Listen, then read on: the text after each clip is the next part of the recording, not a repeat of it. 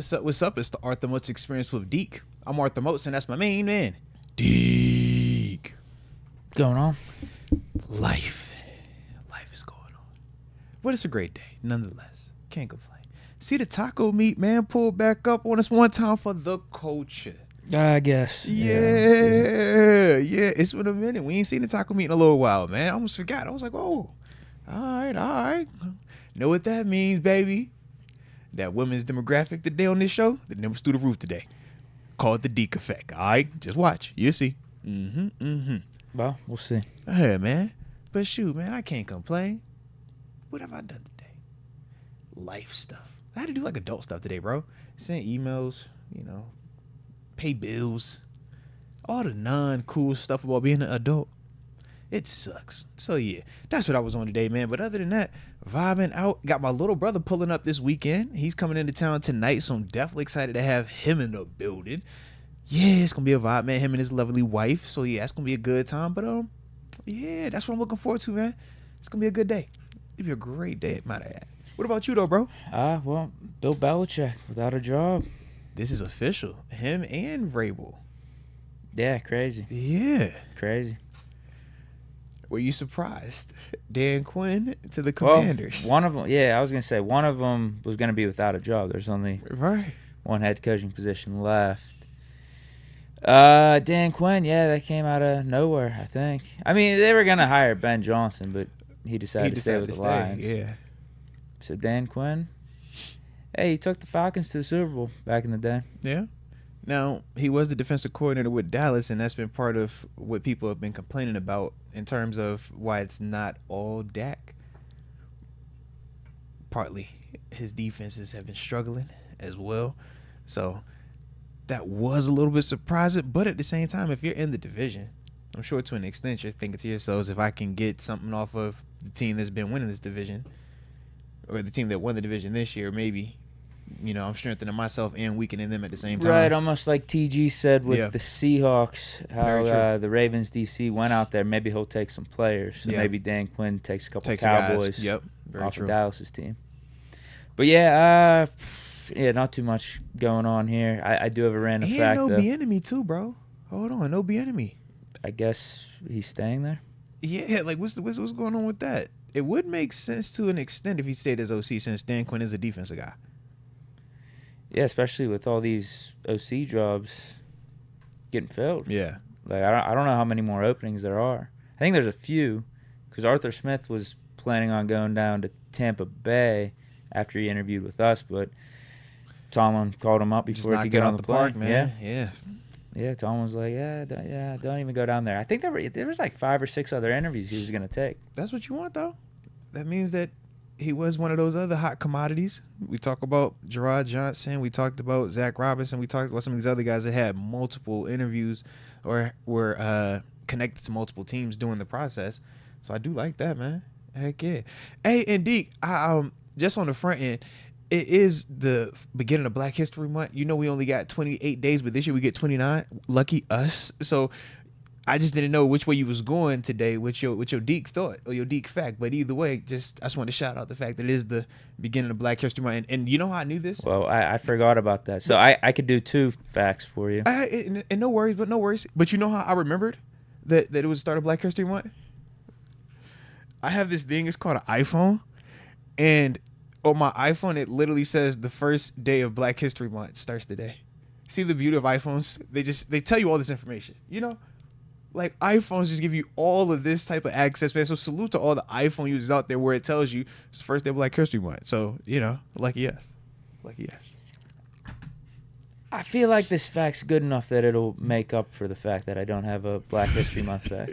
That was like a hybrid. I can have 2. Like it doesn't take much to Google some things. So I can find another one. What you got for but me I think you'll appreciate this because you're a movie buff, and I know a lot of the people in the chat are movie buffs. Let's go. And since you said February has an extra day, I think I have 1 day cushion. Hey, right? bro, listen. If you ain't got us, I got us, bro. So we good, man. Like I said, today marks the start of Black History Month. That's a fact. That is a fact. Happy Black History Month. I see your official momentum. I see you, Tito Good Vibes. I see you, Sequoia Harris. Heck yeah, man. Heck yeah, baby. Let's go. Tito Good Vibes said the androids actually did it too this time. Shout out to the androids as well for having Black History Month automatically updated on the calendar. I didn't know they was capable of doing that. So salute the androids for that, man. I like that right there. I see you, Skeeter Jones. I see you, Green Text Game. Yeah, I see y'all over there. You ready for this? All right, what you got for me? Give me something good. Gale and Hurd bought the rights to Terminator from James Cameron for $1. Wow. Gale and Hurd, who had worked at New World Pictures as Roger Corman's assistant, showed interest in the project. Wow. And then I saw a quote. I was scrolling through some articles to explain this. Bro. And James Cameron, one of his biggest regrets was, I wish I hadn't sold the rights to Terminator for $1. Bro, what? That's like one of them all-timers, man, in terms of Schwarzenegger, in terms of action, in terms of the sci-fi genre.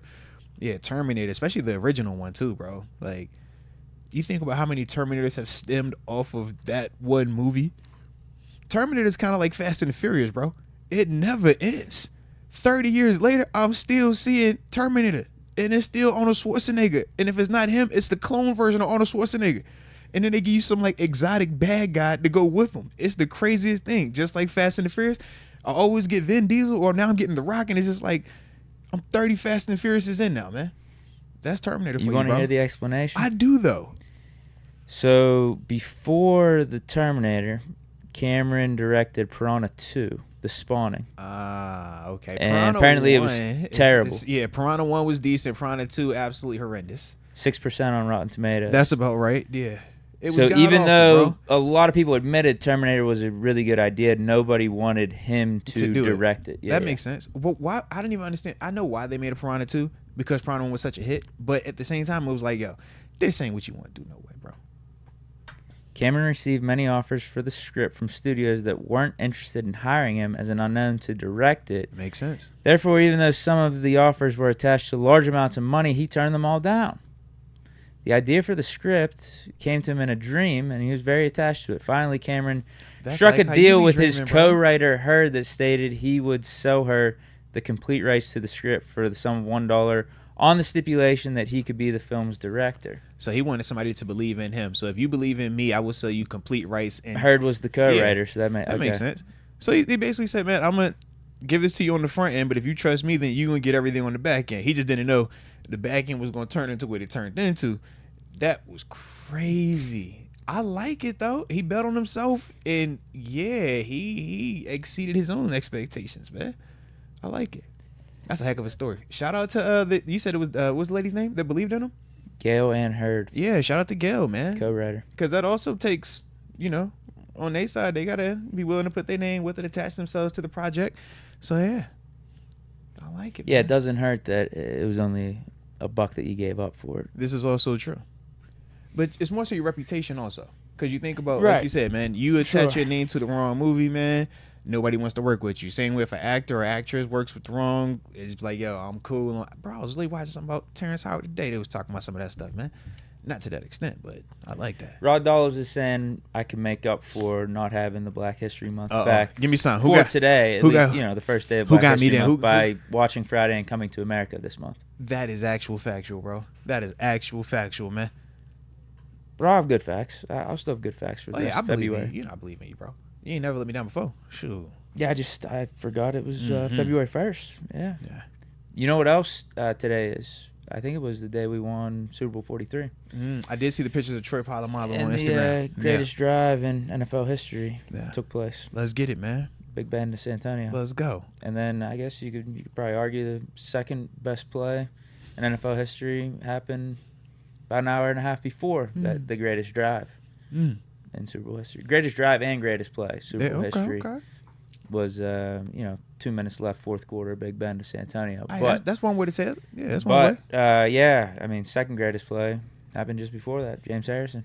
Yeah, man. Man, I love your perspective, baby. Ain't nothing wrong with your perspective. Yeah.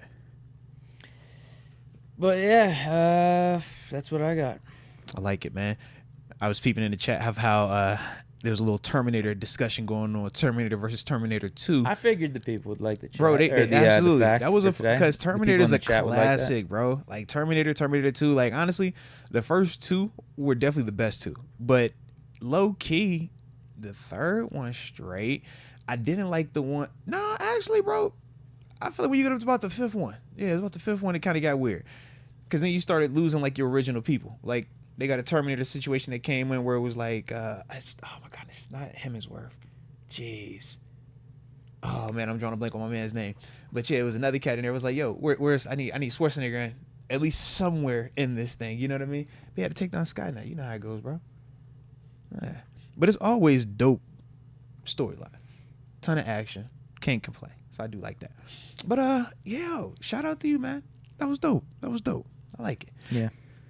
All right. So what I will say is this, man. Today, we're going to get these in-house free agents done, all right? So I'm excited that we can finally talk about these dudes today, man.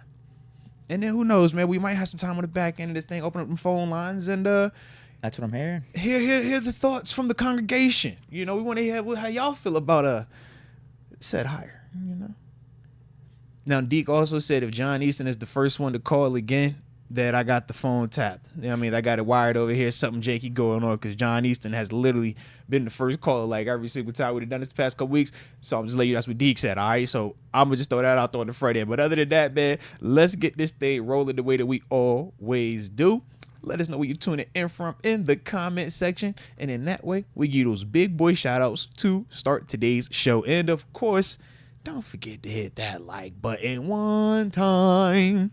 For the culture, of course. And subscribe, man. X Concepts 724 Claridge, PA. Do you think we talk about free agents today? It is on the list. We out the gate with it today. Just tell you now. It's the first topic. It's the only topic. We getting it off today. Richard Arbizo, 310 Carson, California. Absolutely poured today. Had to step in 6 inches of water getting in and out of the car. Oh. Deke's fault for all the drip he came with today. This is facts. I almost drowned the other day too, man. I was like, God dang, Drake. You know what I'm saying? That's Deke for you, man. It be like that. Craig Ellis, 717, Lancaster, PA, as always. Let's get it. Shout out to Lancaster. Mm-hmm. President Nitty. I don't think a truer statement has been made here. Uh-oh. He's tuning in from the 419, but also says ranch over blue cheese. Ranch over blue cheese. Yeah. Now, you agree with that statement? It's not even a question. No, blue cheese is terrible. What's the big difference for you? I don't know. I don't like blue cheese. Huh. Yeah, I don't like it. It's either you like it or you don't. Okay. I didn't know if it was I didn't know if it was because it was blue. You didn't like it. It's not like red. If it was red, would you like it then? No, it looks like ranch. It got the spocks in it. It got the lows. You see the specs in it though. Yeah, it's either you like it or you don't. There's just something about it I don't like. I think it's bad. I think most would agree. Ranch is it's pretty neutral. I think most people like it. I don't think it's polarizing. Blue cheese is polarizing. It's very polarizing. Blue cheese. Ranch, ketchup, like those most people like, but most people don't hate them. Right. Whereas blue cheese, you either like it or you hate it. Right. Leah Warren agrees. Yeah, X Concepts calls blue cheese stank fungus. I'm telling you, it's bad. Man, he said he ranch gang. Okay. Now Rod Dallas says blue cheese on hot wings is undefeated, though. Has anyone said they like blue cheese in here? A lot of people saying blue cheese is nasty. Mr. Topu T600 says blue cheese and ranch both overrated. Hold on, let me see. Tito Goodvice says blue cheese only on his wings, though. He says otherwise give him ranch.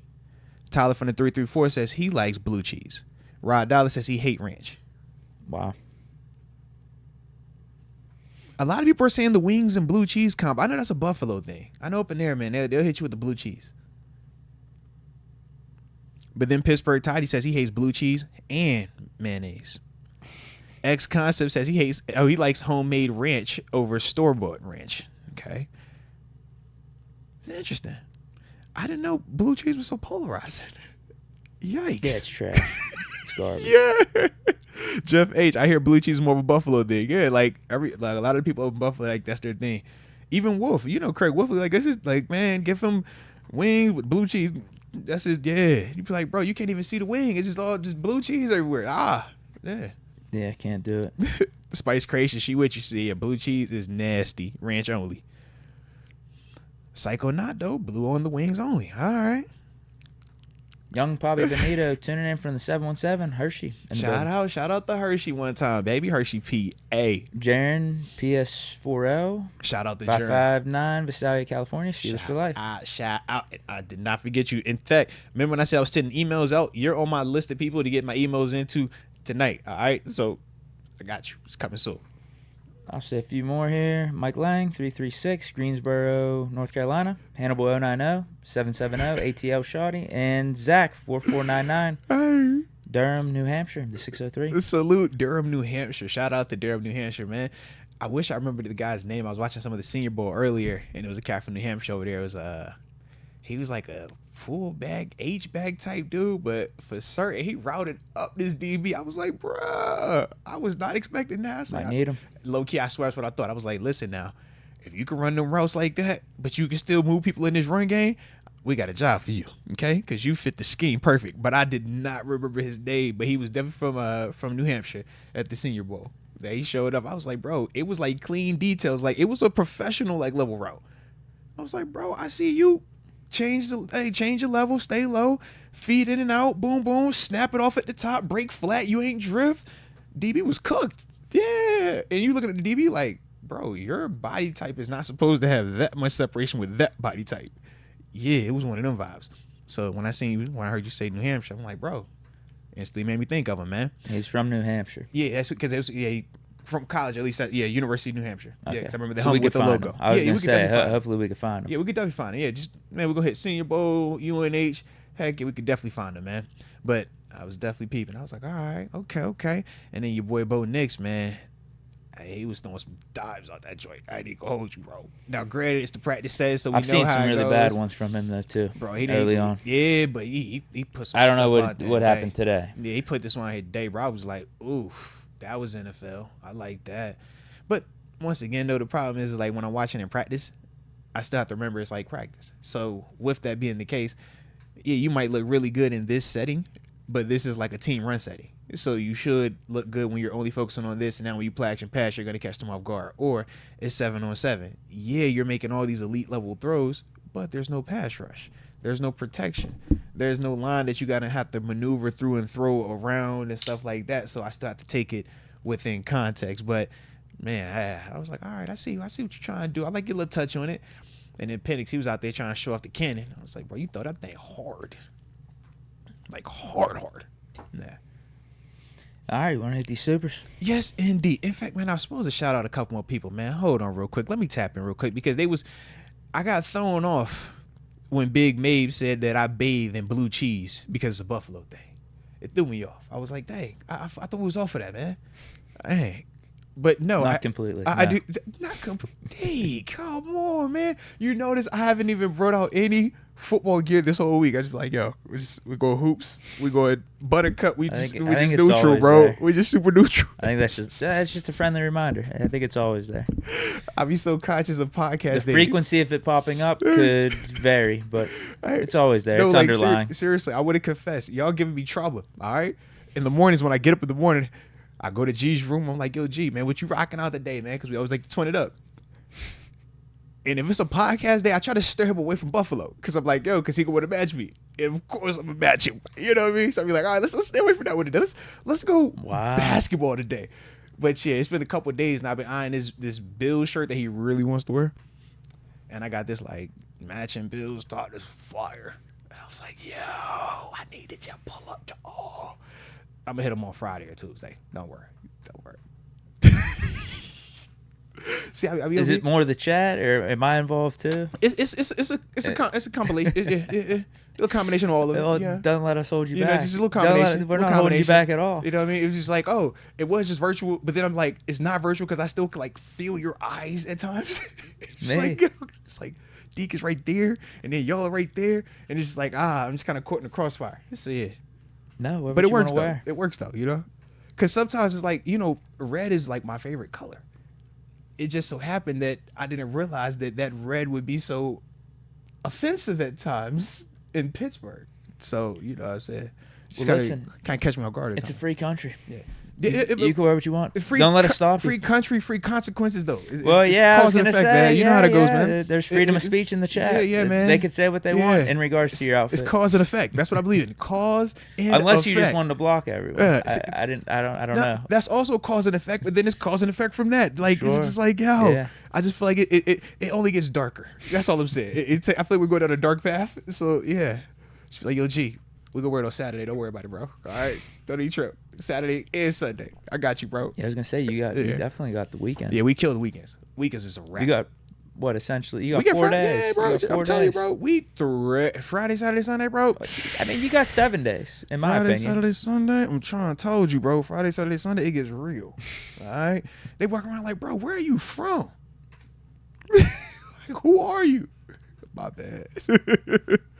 Yeah, nah, it is. So yeah, and Jeff H, I'm with you, bro. I'm not trying to roll up on no Crips. I already know what it is. That's why I thought Deke was Crip or I thought he was a blood when he was like he ain't want no blue cheese. I was like, yo, is it because it's blue? Is that what it is? I don't know.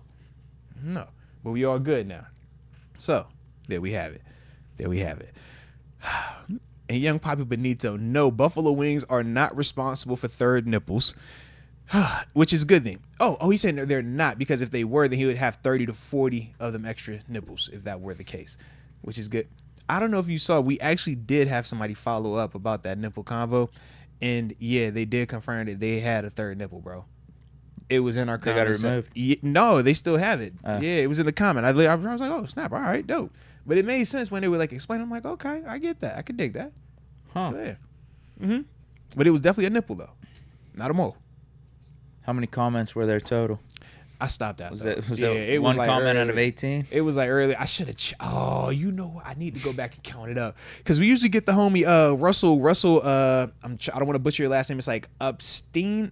I think it's how he says his last name. But Russell Upstein, he's one of the main dudes. He's always like commenting as soon as the show ends or once we upload it. Sometimes on the late night. He's one of the ones that always watch the replay and stuff like that. So I'm like, all right, let me go through and see who's in here. Let's shout you out, because we know we're going to shout out everybody that's on the live. Sure. But let's shout out some of them too. And when I seen, I was like, all viewers matter.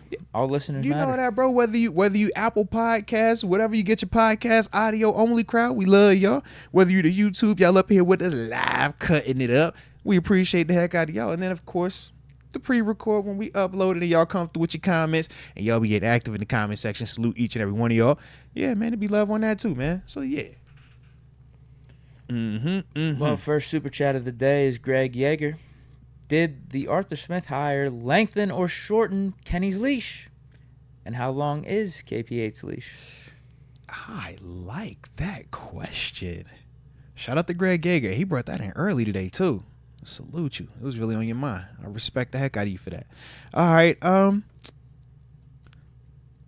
Dude, that's actually a good question. I would say it shortens it to an extent, because now Kenny doesn't have the added excuse of this coordinator isn't proven or this coordinator is bad. We've seen Arthur Smith have success as a coordinator, and we've seen him have success with a quarterback that wasn't a world beater at the time, but was also a former first-round draft pick.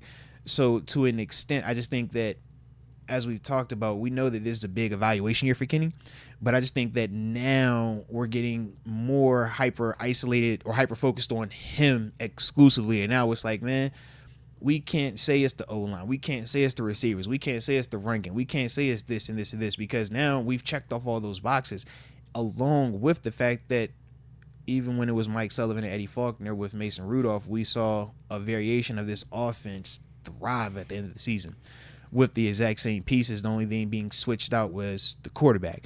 So, like I said, I do think it shortens his leash, but I do feel like it actually raises his floor a lot more, because I think that Kenny's a quarterback that will be able to take the teaching that Arthur Smith is going to be able to give him with just the scheme that they're running, and he should be able to process that information at a lot faster clip, because it's going to be more simplified. It's not as exotic with, multiple variations of route combinations. It's literally big boy bully ball, run the ball, and then when you go to throw it, it's traditionally out of that play action pass where you're getting, 2-man routes or your 9-7-3 concepts, basically a deep intermediate and shallow, but working to the sidelines. So it just simplifies it for the quarterback.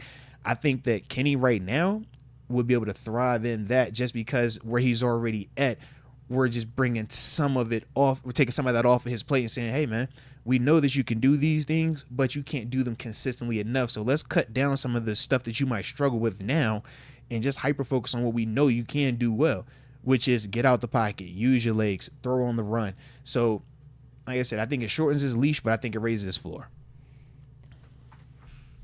I'll be honest, I don't know if specifically Arthur Smith being hired for the offensive coordinator changes my opinion on how long Kenny's leash is going to be, because I just feel like this is the year for Kenny, no matter what new OC comes in, because of, like you said, how Mason played in those Final Four games with Mike Sullivan and Eddie Faulkner. So I think Kenny's leash is more determined on who's behind him on the depth chart. Like if we got a Mason Rudolph or a Tannehill or someone with just like a little bit more of a bigger name or a little bit more like proven talented, then maybe the Steelers would be quicker to pull the trigger midway through the season or at some point during the season if Kenny is struggling. But if it's like Tyrod Taylor or journeyman quarterback is QB2, I think you just continue to roll with KP8. Yeah, no, I agree. I could definitely see that. Like I thought, no matter what, if it was Arthur Smith, no matter what offensive coordinator, like this is a huge year for Kenny. Yeah, 100%. Huge year.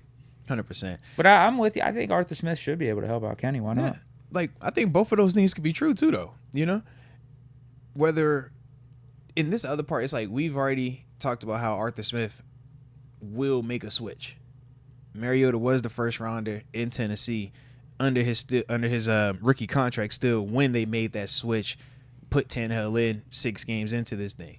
So we know that he's been a part of a situation that is similar to this, but at the same time, I do think that that backup could definitely expedite it. If he's a big enough backup, it could definitely expedite it. Yeah. Because like you said, if it was Mitch, you're not tripping on Mitch.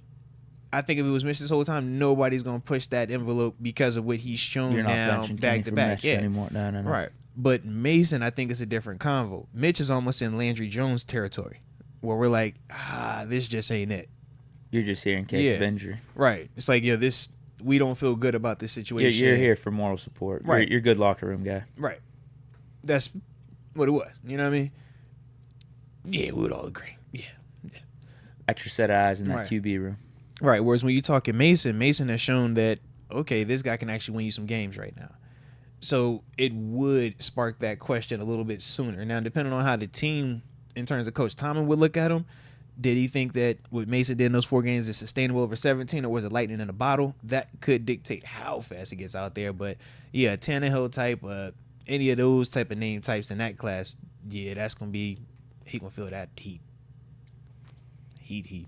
And it is what it is. Heat. It is what it is. Yeah. Tomlin said Kenny's going to have to deal with competition. Because that's some heat. Oh. So right now we're just trying to figure out what level of competition is going to be. Because we got the first thing checked off.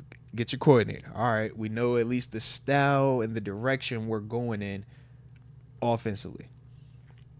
And when I talk competition, I am with you. And like TG was talking yesterday, like I think there is going to be an internal bias towards Kenny. Yeah. But I don't think they're just going to give everything to him, though, this offseason. Like, Kenny right now is the betting favorite to be QB1 for 2024. No doubt about it. Yeah. But, yeah, I think there's going to be some pressure on him. Big facts. Yo!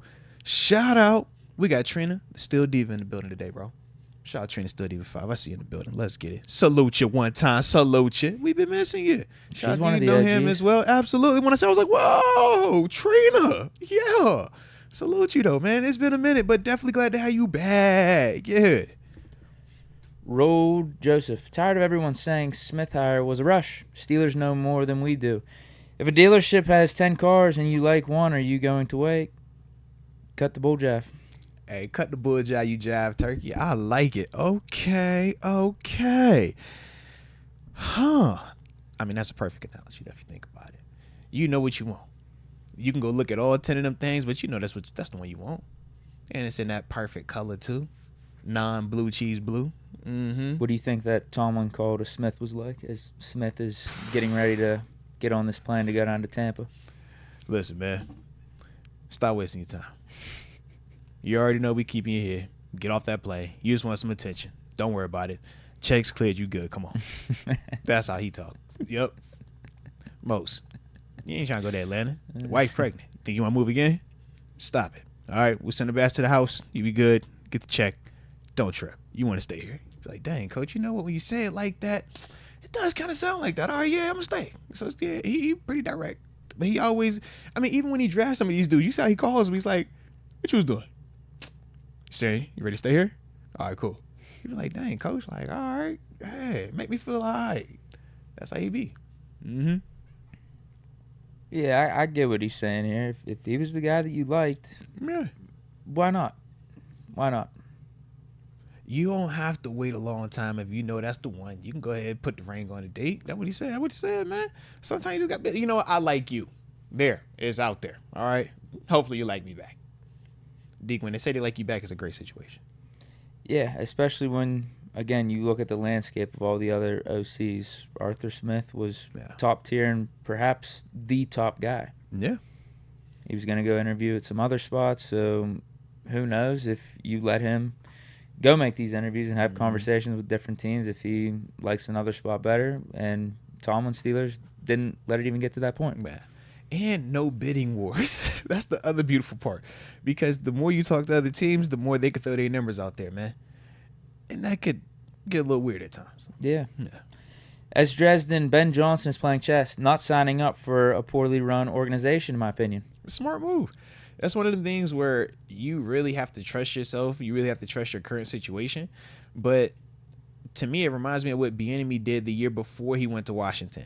When he was kind of, but now I know for him, he kind of got passed up. But it was still like, sit back, man. Maybe you get a better opportunity.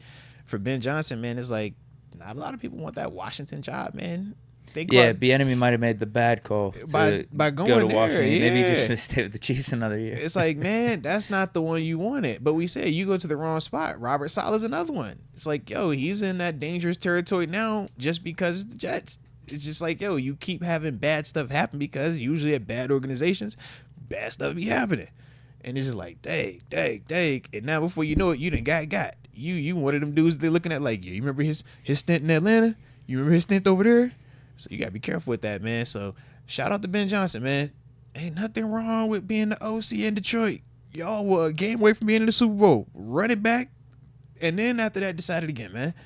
Because Bieniemy right now, we'll see if, like I said, if he stays in Washington, I think it would make sense for him to do that. I think for Dan Quinn, it would make sense also, but we'll see, man. Tony Daniel II, do you guys think Fields is still possible? I mean, yes, I think he's still possible. Do I personally want to pursue him? I think that might be a little bit different. But, yeah, he's definitely still possible.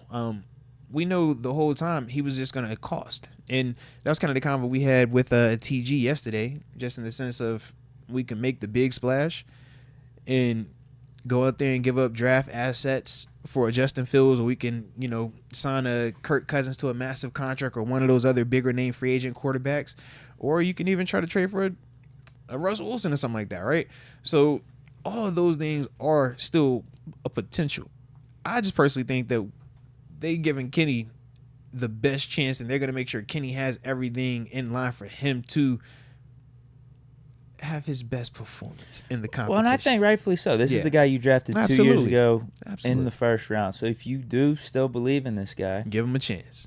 Yeah, give him a chance. Like, why not? As opposed to spending this money on a Kirk Cousins or trading up assets for a Justin Fields. Like, if you think Kenny Pickett can at least give you some of these guys type of level of play, just stick with the guy that's already on your roster and you spend a first rounder on. Yeah, that's the thing. It's all about belief, and they clearly believe in him. I feel like the Arthur Smith hire also shows that they believe in him to an extent.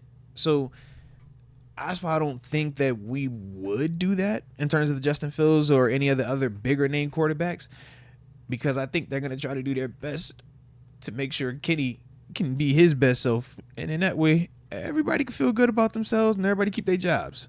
So yeah. Mike Lang, February 1st, 1960 is the day for students from North Carolina A&T where they sat in Woolworths in Greensboro, North Carolina. He said it's the day 4 students from North Carolina. Okay. That's what it was. The number 4 students. Yeah, so he's saying 4 students from North Carolina A&T set in Woolworths in Greensboro, North Carolina in 1960 on this day. Shout out. I like the fact. I don't think we need to fact check that one. That seemed pretty accurate. That was like super specific. Yeah, he spent money on that. Yeah. I don't think you would do that to, get some riffraff. No. Not on the first day of Black History Month. No. It's Black History Month, bro. Usually the fake news that comes through in the chat is the normal chat. Yeah, this is also true. I might have opened up a can of worms, though. Just made me get a little nervous. I was like, you know what? We'll see. All it takes is once, then we over here fact checking everything, man. As Dresden Moats, get at Big G, Tate, and Shannon at SCN. Documenting it now. All right. There it is.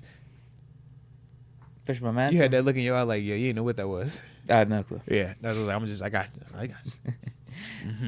you. Fish momentum. Hey, y'all, Ambition Live tomorrow at 8 p.m. Hashtag Craft House. You heard him. And remember, he said no cover as well.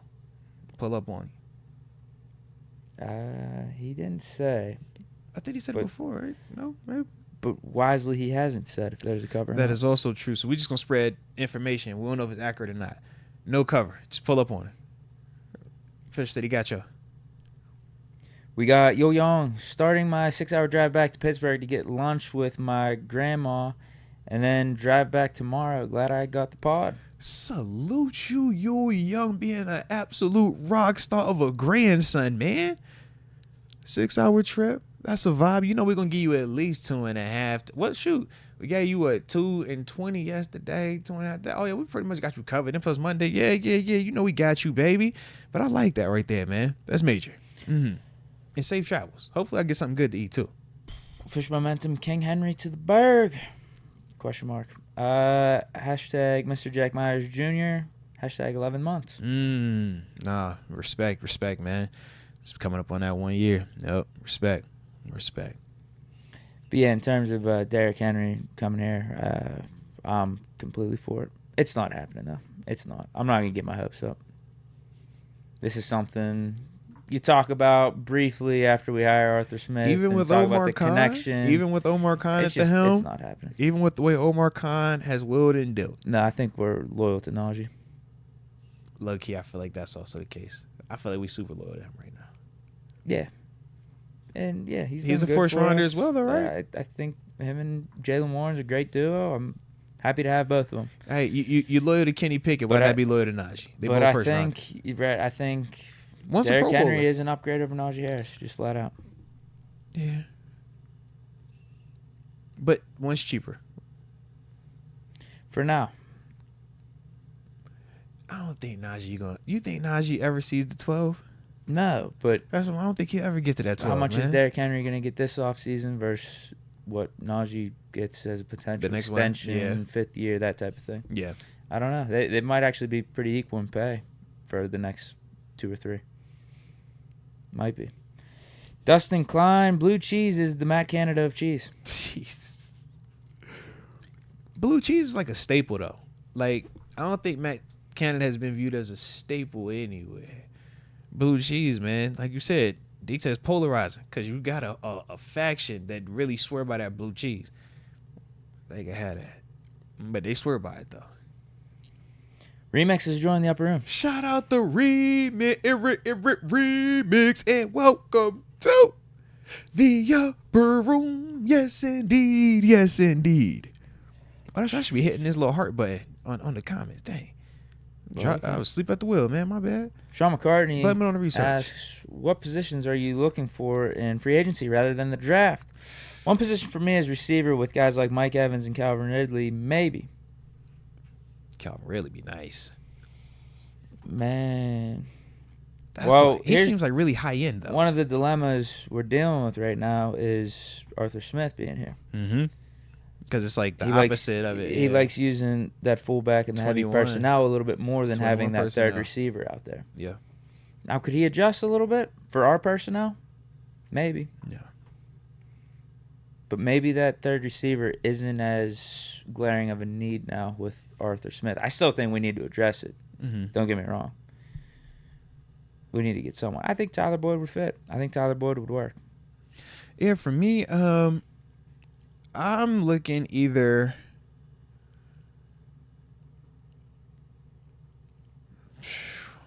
Let's see. Safety.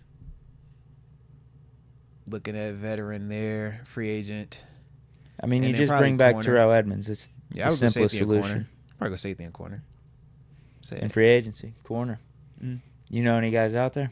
Not yet, but I'm more in line with NFL proven versus the collegiate. People are trying to bring up L'Jarius Sneed for us. Yeah, NFL is proven. I like it. No different when Steven Nelson came from there. I also think just this season, Buffalo, right? Rasul Douglas. It's not a name that seems like a world beater. Dude accounted for 5 turnovers in like 4 games, something like that, man. We just think like high-end play, all because it's just a veteran that understands just how to play at this level. So that's why I was kind of leaning that way since I did go first-round corner last year. So, yeah, if I was thinking free agency. We doing another Patrick Peterson experiment with Stephon Gilmore? I mean, it could work because to an extent, Pat P did work. It just didn't work in the way that we initially thought it would work. We thought he was going to be more outside corner, but he ended up back transitioning. That's another question. We're going to talk that today.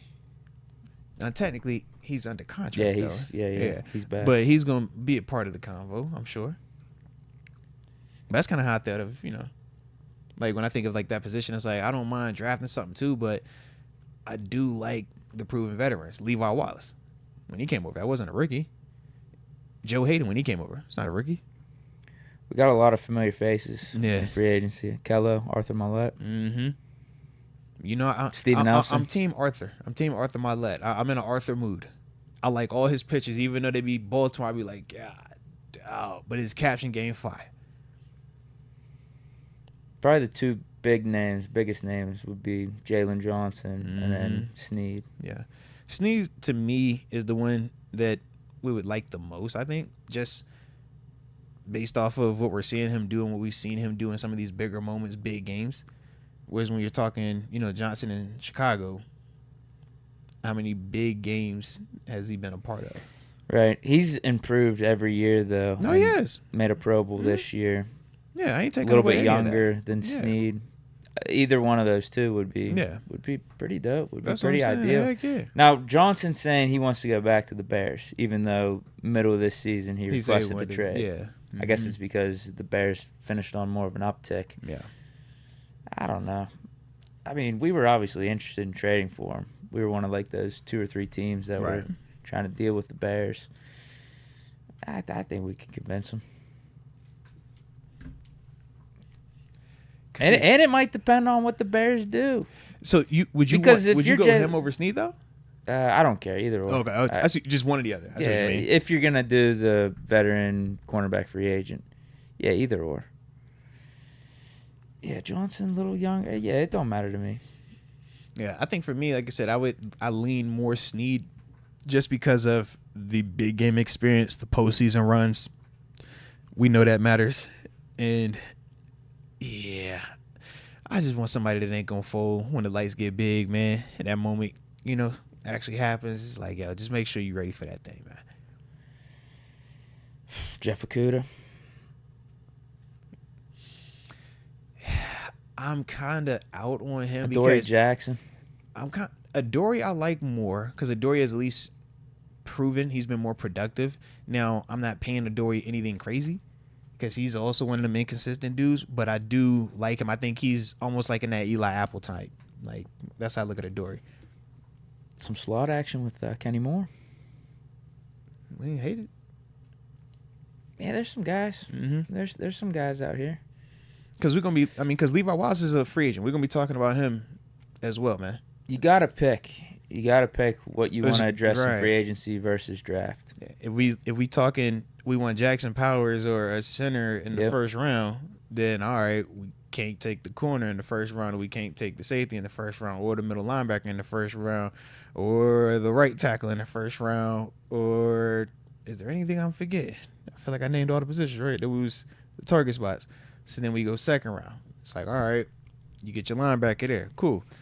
But now you... Maybe this is one of those drafts we trade up and, like, get 2 second-round picks or maybe 2 first-round picks or something like that. Yeah. Adoree Jackson, I like that just one, with bro. where we're at as a franchise, like, I feel like we are in this kind of, like, win now. We got a team that's really set up for success here. Like, why not maybe just trade a future second-round pick to get another second-round pick or another first-round pick this year? Like, I don't hate being aggressive like that, and I also don't hate us spending in free agency either. There's some dope corners in this draft. Yeah.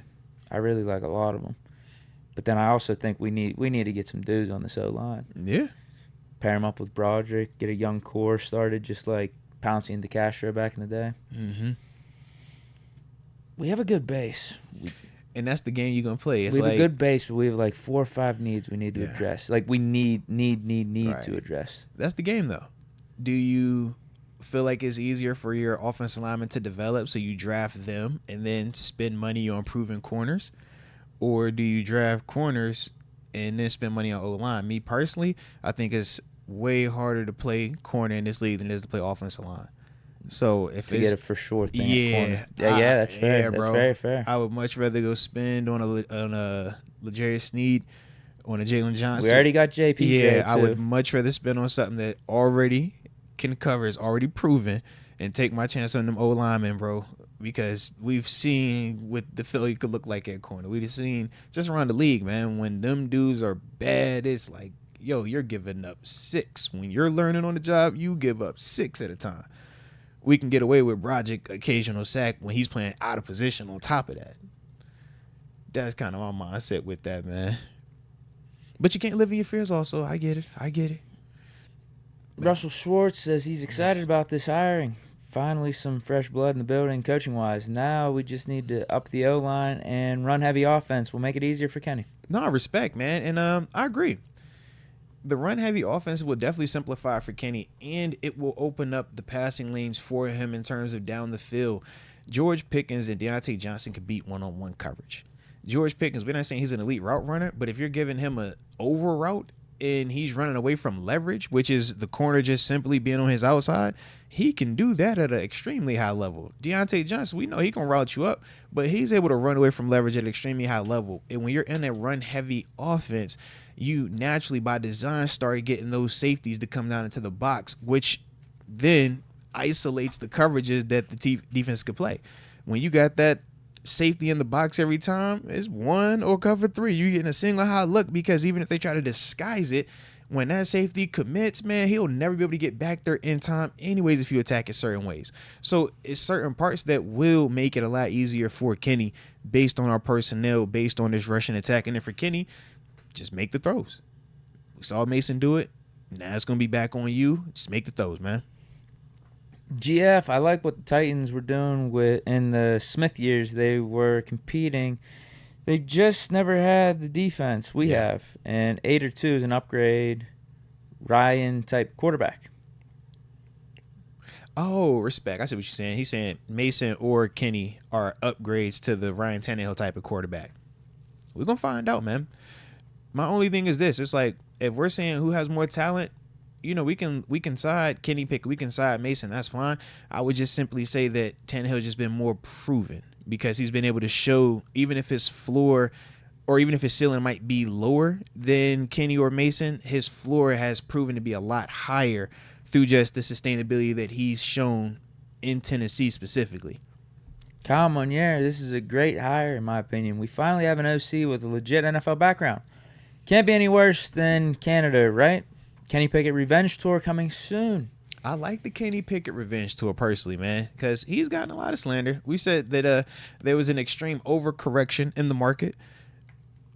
I don't hate it, but I get why they did it. All right, I get the overcorrection, but I do feel like this should be able to allow Kenny, man, to prove what he is at this level and get a lot more respect back, man, from the fans and the media. Yeah, just stay off social media and no podcast interviews. That's the regimen for KP. That's it, bro. That's what you got to do this offseason. Straight revenge tour, man. 0 dark 30. What else could you do? Yeah, that's pretty much it. Buy a dog. Yeah, maybe just throw your iPhone off a cliff or something. Yeah. Buy a dog, Take a John Wick type pick. Yeah, they're gonna be like, okay, he on that type of energy, bro. Yeah. Drew Gerbers, Moats, take a look at Jatavion Sanders from Texas. Will do. I actually had you commented earlier. That's why I was like, I took a picture of that name. I remember seeing that name earlier. Absolutely, no, definitely will, man. Definitely will. Because it was another dude from Texas too that somebody told me about. Actually, let me see. Where's the other name at? Oh, Tavondre Sweat. That was the other guy. Yep. Okay. So yeah, I got you. Yep. Making my list. Checking it twice, man. You know I got you, baby. We're gonna get them boys talked about. Joe Gerbis. Also, I don't know if Billy Bowman declared, but he's from OU. All right, and I have it. That was in the picture as well, so no worries. No worries. Justin Gordon, Mike Evans over DJ for $18 million all day. First off, I like your I like the fact that it's your first time dropping a super. Salute you, Justin. We appreciate you from the heart, baby. I'm torn. Mike Evans to me is a better player than Deontay Johnson. Yes. I just personally feel that Deontay Johnson fits our offense better than Mike Evans right now because I feel like Mike Evans is the George Pickens in our offense. And neither one of them are Deontay Johnson in our offense. That's my only issue. But I do agree. Yes, Mike Evans is a better receiver to me than Deontay Johnson. That's my only hiccup with it. That's my only hiccup. How you feel about it, though? Agreed. What's he got? 9 1,000-yard seasons in a row? Yeah, bro. He's a future potential Hall of Famer. Bunch of different quarterbacks. Yeah, Mike Glennon, Jameis, Tom Brady, he's nice Baker as Mayfield. Heck. He's nice as heck, bro. But, yeah, I don't really want him in this offense right now. I feel like that's what George Pickens is here for. GP, you go down there. I'm going to throw the ball down to you. I'm going to throw to you down the grass. You get the deep over. You get in the back shoulder. You give me the verticals. DJ, my route runner. That's when I got to have it, though. I need a route. I need a separation. I need a win. That's my guy. That's my only thing, man. I do like Mike Evans a ton, though. A ton. If he's getting $18 million, it's just not worth the money at all. Yeah. For our offense right now. Yeah. It's almost like But he's saying we should swap DJ for Evans. him. Yeah, but then if we're that goes paying back that, to yeah. what you're saying. I just like DJ as the fit right now for this offense. Yeah. But I definitely agree. We're not saying that DJ is better. Mike Evans is a Hall of Famer. Yeah, it's like, bro. He's going in the Hall of Fame. DJ would even say to an extent, you'd be like, yo, he's nice. He ain't going to say he ain't nice. He's nice. He's definitely nice. Am I wrong? Mike Evans is a Hall of Famer. I feel like 9 1,000-yard seasons in a row at the Super Bowl. You heard me say, like, yo, I think he's in the Hall of Fame. I just didn't want to say first ballot because how they be doing receivers. But I feel like he's a Hall of Famer, bro. Yeah. If not him, then what we talking about? 9 in a row? What are we talking about? Yeah. You just look at how many people haven't had 3 in a row, let alone 4 in a row. Andre Johnson got in, right? I don't know if he officially got in. I think he did, right? He's either officially and he's a finalist one. Well, what's his fit? Isaac Bruce getting opens up the door for so many other receivers. That's one of the cases for Hines Ward, but Mike Evans easily over Isaac Bruce. Easily. Yeah, bro. 9,000-yard seasons in a row. Like, come on, bro. With all the different quarterbacks. Like you said, he ain't Super Bowl too. He ain't been playing with Brady the whole time. No. Sean McCartney with safety in free agency lists. I see guys like Winfield Jr. or Kyle Duggar. I like him too. Cornerback. I like your choice with Snead though. Bro, you named 3 of the dudes that I like a lot. We could just sign them all. Seriously, man. L'Jarius Sneed, that's your outside corner. Nickel for I was about to say Kyle is my slot, and then Winfield's my safety, man. And Winfield, man, he got the dog in him. He got that pedigree in terms of former, dad being an NFL dude as well. Of course, he played the right team too. I don't know if you know that. Just, you know what I'm saying? I like his energy, bro. Vikings. I like his energy. Anywho, but with both of those dudes though, man, Kyle Duggar, another very smart player, position flexibility, creates turnovers, tough. And with L'Jarius Sneed, man, he's been played in a ton of big games, makes big plays. We saw him make one of the biggest plays in the AFC Championship game, punching out the ball from Zay Flowers, So all 3 of them dudes I like a lot. I think price-wise, Sneed is probably going to be the most costly just because he plays corner and he's coming off of another Super Bowl run. Whereas I think Winfield Jr. is going to be the next and he's most been expensive. Playing on peanuts. I saw his contract. It was man. like less than $1 million, so he's definitely going to want to cash in. I don't blame him. Yeah, rightfully so. Rightfully so. And like I said, Winfield Jr., he's on a rookie deal, so obviously that's going to be the next most expensive. And I think Kyle Duggar's probably third in line just based off of the production that those other two dudes have had, along with them other two dudes already having Super Bowl championships as well with Snead and Winfield Jr.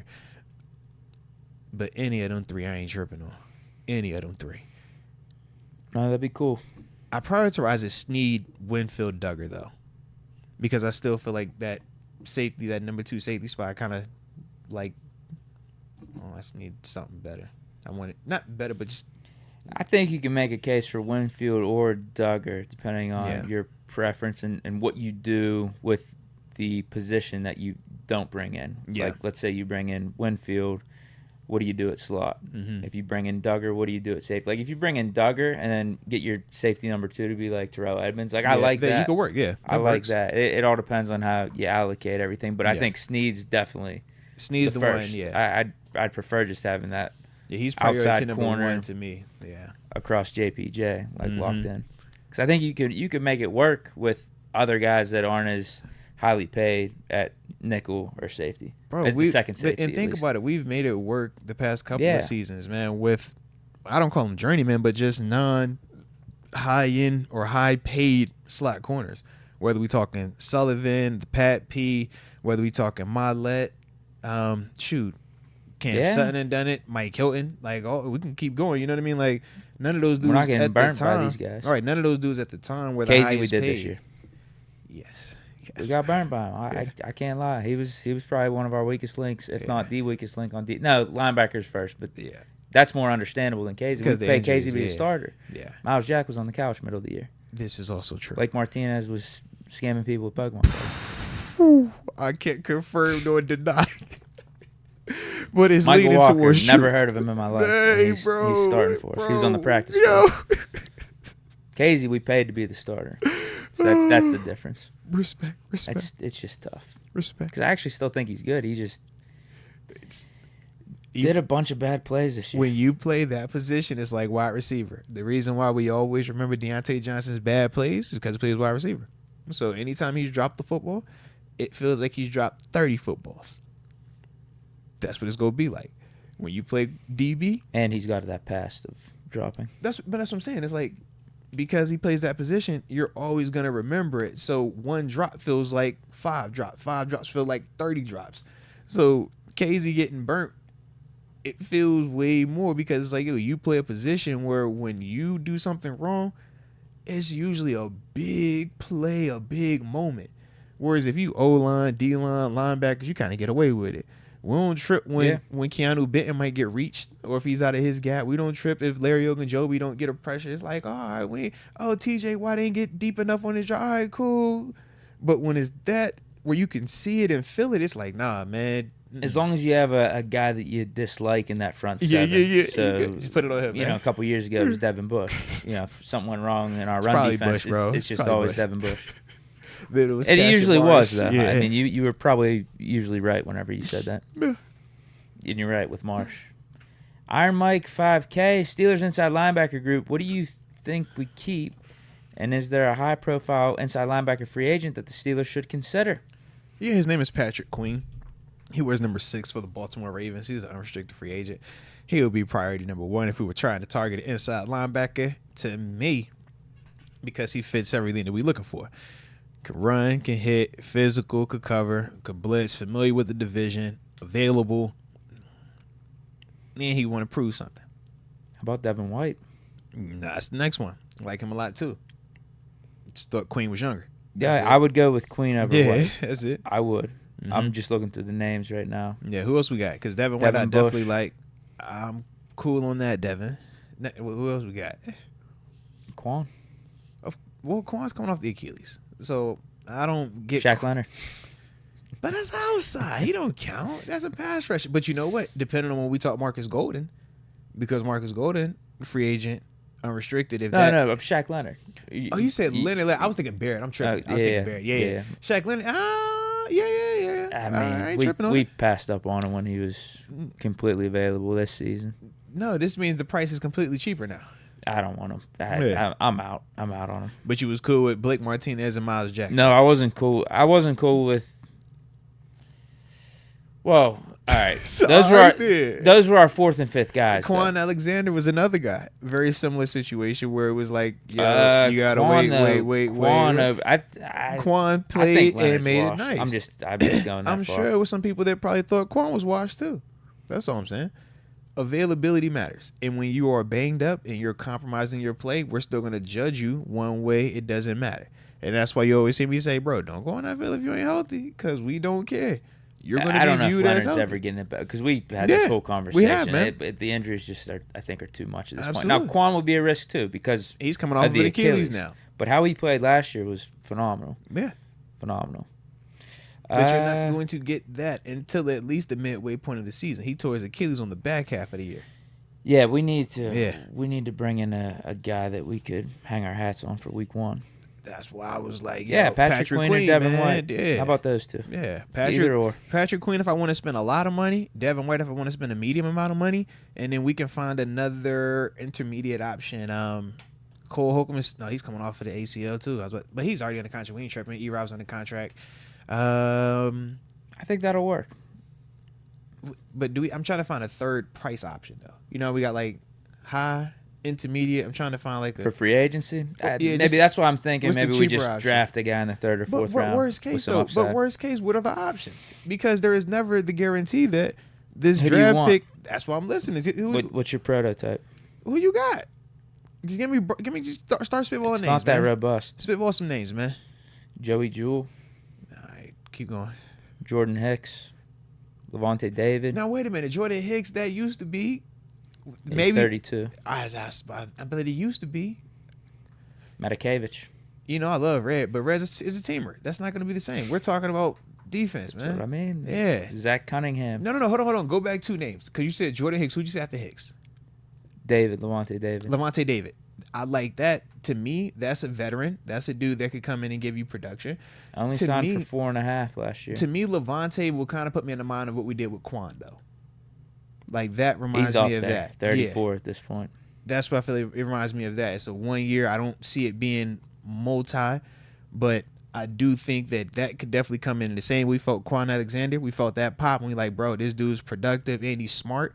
Levante David, because of how smart he is and how he plays the game, he ages the way he's aging right now because of that, man. I think that could definitely help. That'd be a cheaper option, too. He's definitely cheaper than the Devin White, way cheaper than Patrick Quinn. So, yeah, it's a third option. Give me another name. Who else you got? Because if I'm thinking to myself, he's probably not going anywhere, right? If you're David. You would think that. Just end your career in Tampa. You would think that. But just in terms of just as we talking about it. If we go, if he was open to do the whole Phillip Rivers thing, that's my thing. I'm just gonna sign with another team for my last year or two. Right. I would take him. I'm like, I would take him over a 4th round linebacker. Is what I'm saying. Right. Yeah, even if he's gonna be like, I'll pay a little bit more for you, but I would take that over the 4th rounder, especially if we're talking about where we currently are as a team. That don't hurt me. Zach Cunningham. He's a good player. He would still technically be one of our better linebackers. It's just always about the fit. I don't think his brand of play fits what we would want here. I think he's better when he's protected and he can be the free guy. Willie Gay Jr. I like him a lot. But he's banged up, isn't he? Because he's been out there in Kansas City. Market value at around $7 million. No, yeah, he's good, bro. Him and Nick Bolton, bro. Nah, Willie Gay is nice, man. He's a productive player. But I thought he was hurt though. Is he hurt right now? That would be like a tier below Patrick Quinn. Yeah, I don't know why I thought he was hurt, bro. If we didn't get Quinn, he'd be like maybe next type of guy you're looking at. Yeah, but he's a smart player too, bro. Smart, athletic, hit you. Absolutely, man. So what's Quinn? You say he's at 7. What's Quinn's value then? And what is Devin White's value then? This is based on Spot Rack, This is Spot Rack. Patrick Quinn, $18.5 million. What's Roquan's deal? Because that's what I got to see what Roquan deal is. Is it signed for that, right? Maybe a little bit more. It was like around $20 million. Devin White's at 10. I'll take Devin White at 10. Yeah. I'd much rather spend the 10 than the 20. I can't, bro. 18. What?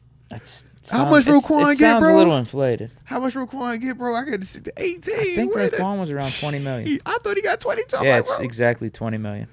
So it's a $2 million difference? I don't know about Why didn't we trade for Roquan Smith again? Going back when we had an option to? I forgot what happened. It was something going on, though. Hindsight 2020, that was a terrible decision by us. We should have given up the second rounder. But it was a second round and $100 million you had to pay. It was a combo. At this point, I'd take it. At this point, I'd take it. Hindsight 2020. So would you spend 18 on Roquan? I mean, 18 on Quinn? Probably not. I'd prefer the Devin White at 10. I like Devin White at 10. I'm even down for Levante at 5, all right? But I don't think he's going to leave. You would have to overpay, and that's why I have to say 5 or even 6 to get him to be like, yo, I will leave this last year. Yeah, you know that's more short term anyway. Yeah. So I don't think paying an extra $1 million for 1 year is going to be make or break. Deke, 18, bro. What did Edmonds get last year? Not Terrell Tremaine. I think he got 18. What did he get? I think he got 18. Because whenever we saw the deal, obviously we were interested. But that was like the highest paid at the time. Yeah, he was off the board day one. Yeah, 18 mil. Once we saw the Bears pay him that, I wasn't tripping because I wasn't either. I don't want to pay him 18. I was like, that's way over. I thought it was going to be around 13, 14. See, to me, Edmonds and Queen, maybe even 12. I think I was projecting. To me, Edmonds and Queen at 18, I don't like either one of them to that extent. Yeah, it's too much. That's what I feel. Yeah, I'm like they're both really. Because Queen's your main guy. Then he's been cooking with Roquan Smith being the main guy. And Edmonds, I mean, there's a reason they brought in Roquan Smith because Queen wasn't good enough as number one on his own. And Edmonds was cooking with Milano. It's the reason why Milano got the big bag and he's still up there and they let Edmonds leave. It's like, choose your dance partner wisely. You feel me? I just don't like it for 18, bro. That's, Well, we'll see. What's Willie Gay's? You said that's the 7-piece. That's the one I like. Yeah. So so I'm either Devin White or Willie Gay. Because you said Devin was in that range too, right? Devin White is at 10. Devin's at 10. Yeah.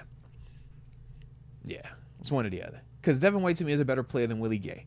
But for 7 versus 10, I could make Willie work. You got any take on this Dodson dude from Buffalo? No, he's a good player. Former, he was what? They're saying he's at $4.8 million. So this was his first year of really playing a lot more. He had to step in because of the injuries, right? Yeah, this was his first year playing a lot more on defense. So what was showing up there looked good. Rangy, physical, short but compact, good size on him and stuff like that. My only thing is it's just a small sample size. Same with Terrell Bernard that was up there. Terrell Bernard played to a point where I'm like, bro, that's a Pro Bowler. In terms of sacks, picks, tackles for loss across the board, yeah. Problem was, it's the first year we've ever seen it. He set all of last year. He was a second-round pick. Dotson was the same way. So Dotson played because 2 dudes get hurt, so you get this little window. I don't think it's enough that I'm willing to commit crazy money to it, though, because I just didn't see a lot of it. But it did look good when we saw it. Think of Quan Alexander this year. How many games did Quan play in? Like half the season. Yeah. So it's like he looked really good in that window, though, right? I think Dodson might have played a little bit less games than that, but similar case. He looked really good when he was out there. Okay. Because he surprised me. And that was one of the ones where you're like, all right, dude, we still cooking. And that's probably a reason why the linebacker coach got promoted to the DC up there now, too. Because of all the different dudes he had playing out there. Buffalo didn't feel as big of a drop-off as we did. Yeah. When their LBs got like I said, hurt. they got down to A.J. Klein, who's my age. And he was out that joint like we talked about, flexing, getting after it. It's like, bro, the next one up was going to be Tyler Matakavich, Dirty Red. Who was one then you away. would have felt a drop-off. It was just a possibility. It's a possibility. All right. And if that wouldn't have felt the drop off, I'd have been like, all right, crown this man. You need to be head coach somewhere, okay? Because this is crazy. Yeah, because you just keep going down the list. I'm like, yo, I'm scared of this linebacker. He makes me nervous, and you make him look good. Deke, that's a crazy feeling, bro. It's a crazy feeling. Next Keith Butler up there, huh? He young too, bro. Hey, Rob was just looking here like, bro, how are you doing that? Like, how did you do that one? Like, he's a teamer. How is he doing that? Yeah. And everybody was making plays. I'm going to type in outside linebacker, too. Because of 4-3. Yeah. They're going to give us some call. off-ball guys. Good call. That's interesting. They had Dotson even up there. Yeah. Mm-hmm. Anthony Barr. Because like I said, he ain't been playing. I knew I was saying, well, he ain't been playing, but I guess it's just be 4 years. Yeah. God, no, that's crazy. Anthony Barr, I don't like it.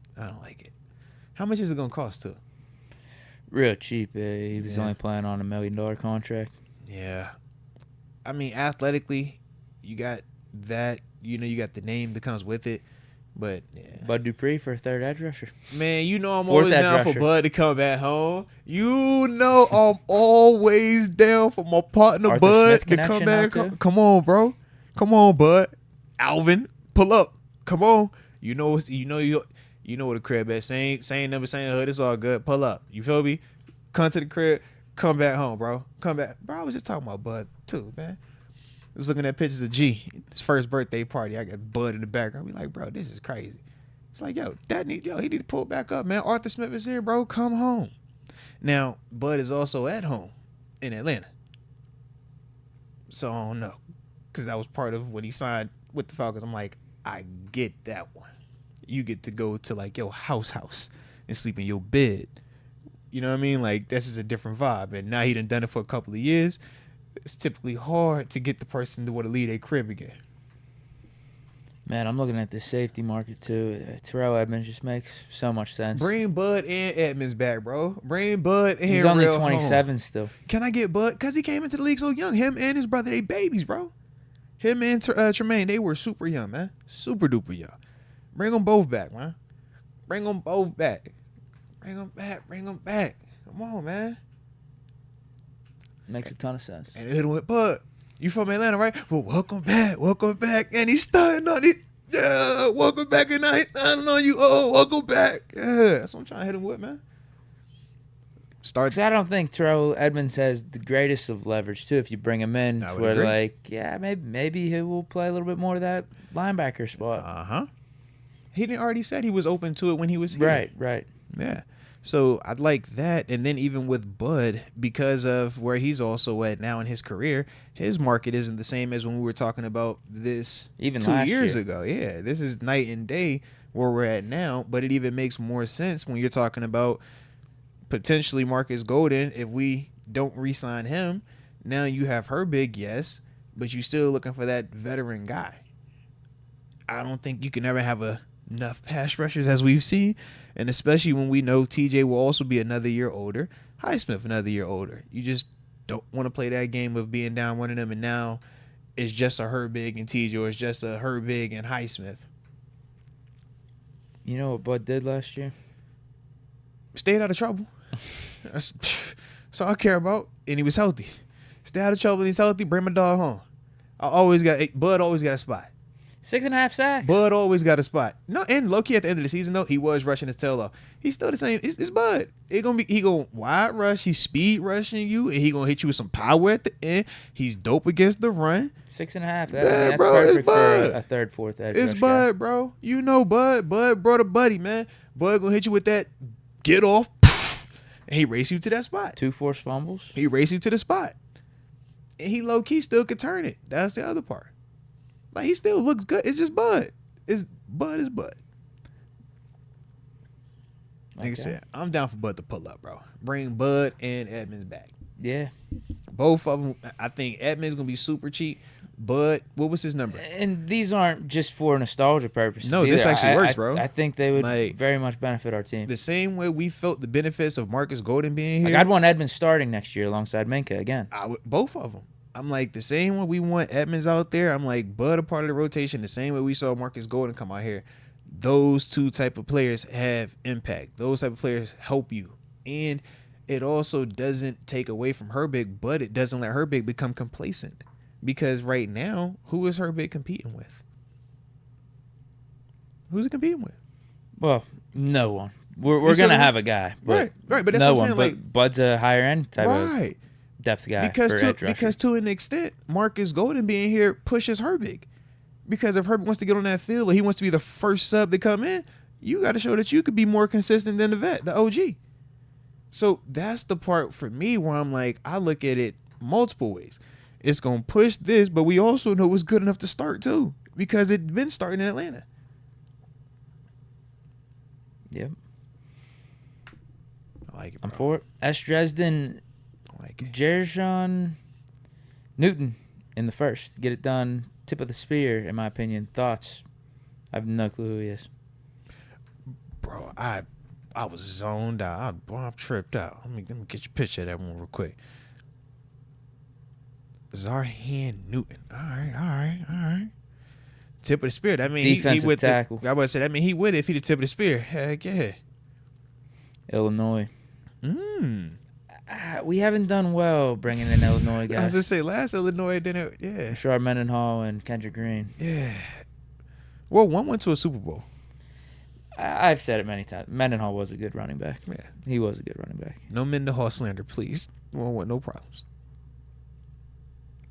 Eddie T Gaming and Sports. 2 George Pickens type receivers in this offense would be nice. We do need a veteran presence on offense. I mean, I agree. Veteran presence definitely, and you can't go wrong with big play receivers like GP. I'm not against that either. But that does not help Kenny, in my opinion. And yeah, that's the big thing. I think you still would need one of those guys that can get you the route running, the separation that a Deontay Johnson generates. Neither one of those guys are doing it to the level that Deontay does. That's my only issue with it, and I don't want the offense to be what we complained about at times with Matt Canada. Vertical, back shoulder, or stop routes, right?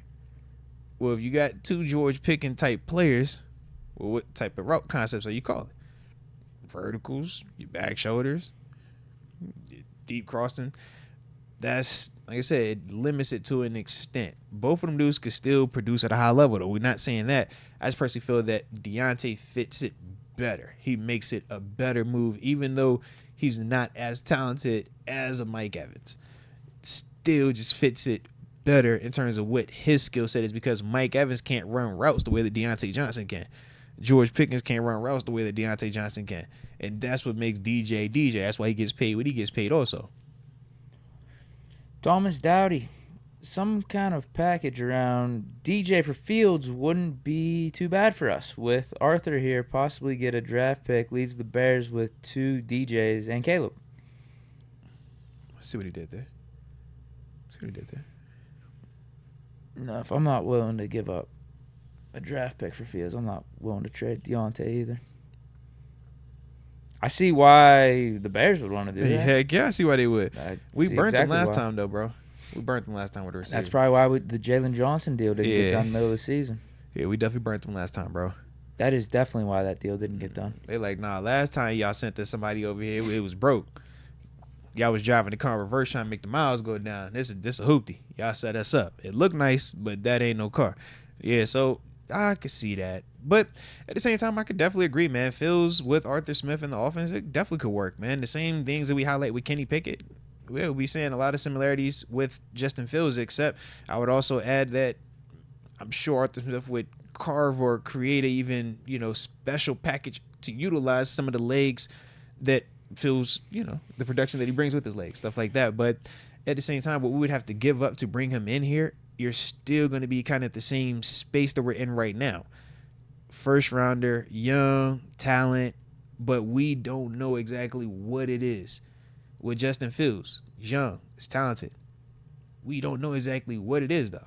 So I would much rather just try to figure out what I have right here without giving up all the assets or giving up a ton of assets versus going over there and trying to figure out what that is while having to give up more assets. And I'm still losing out on the main asset that I already had, which was Kenny Pickett. Yeah, build up the team around Kenny this year, and then you see how he does. Yeah. Does he prove to be the franchise guy?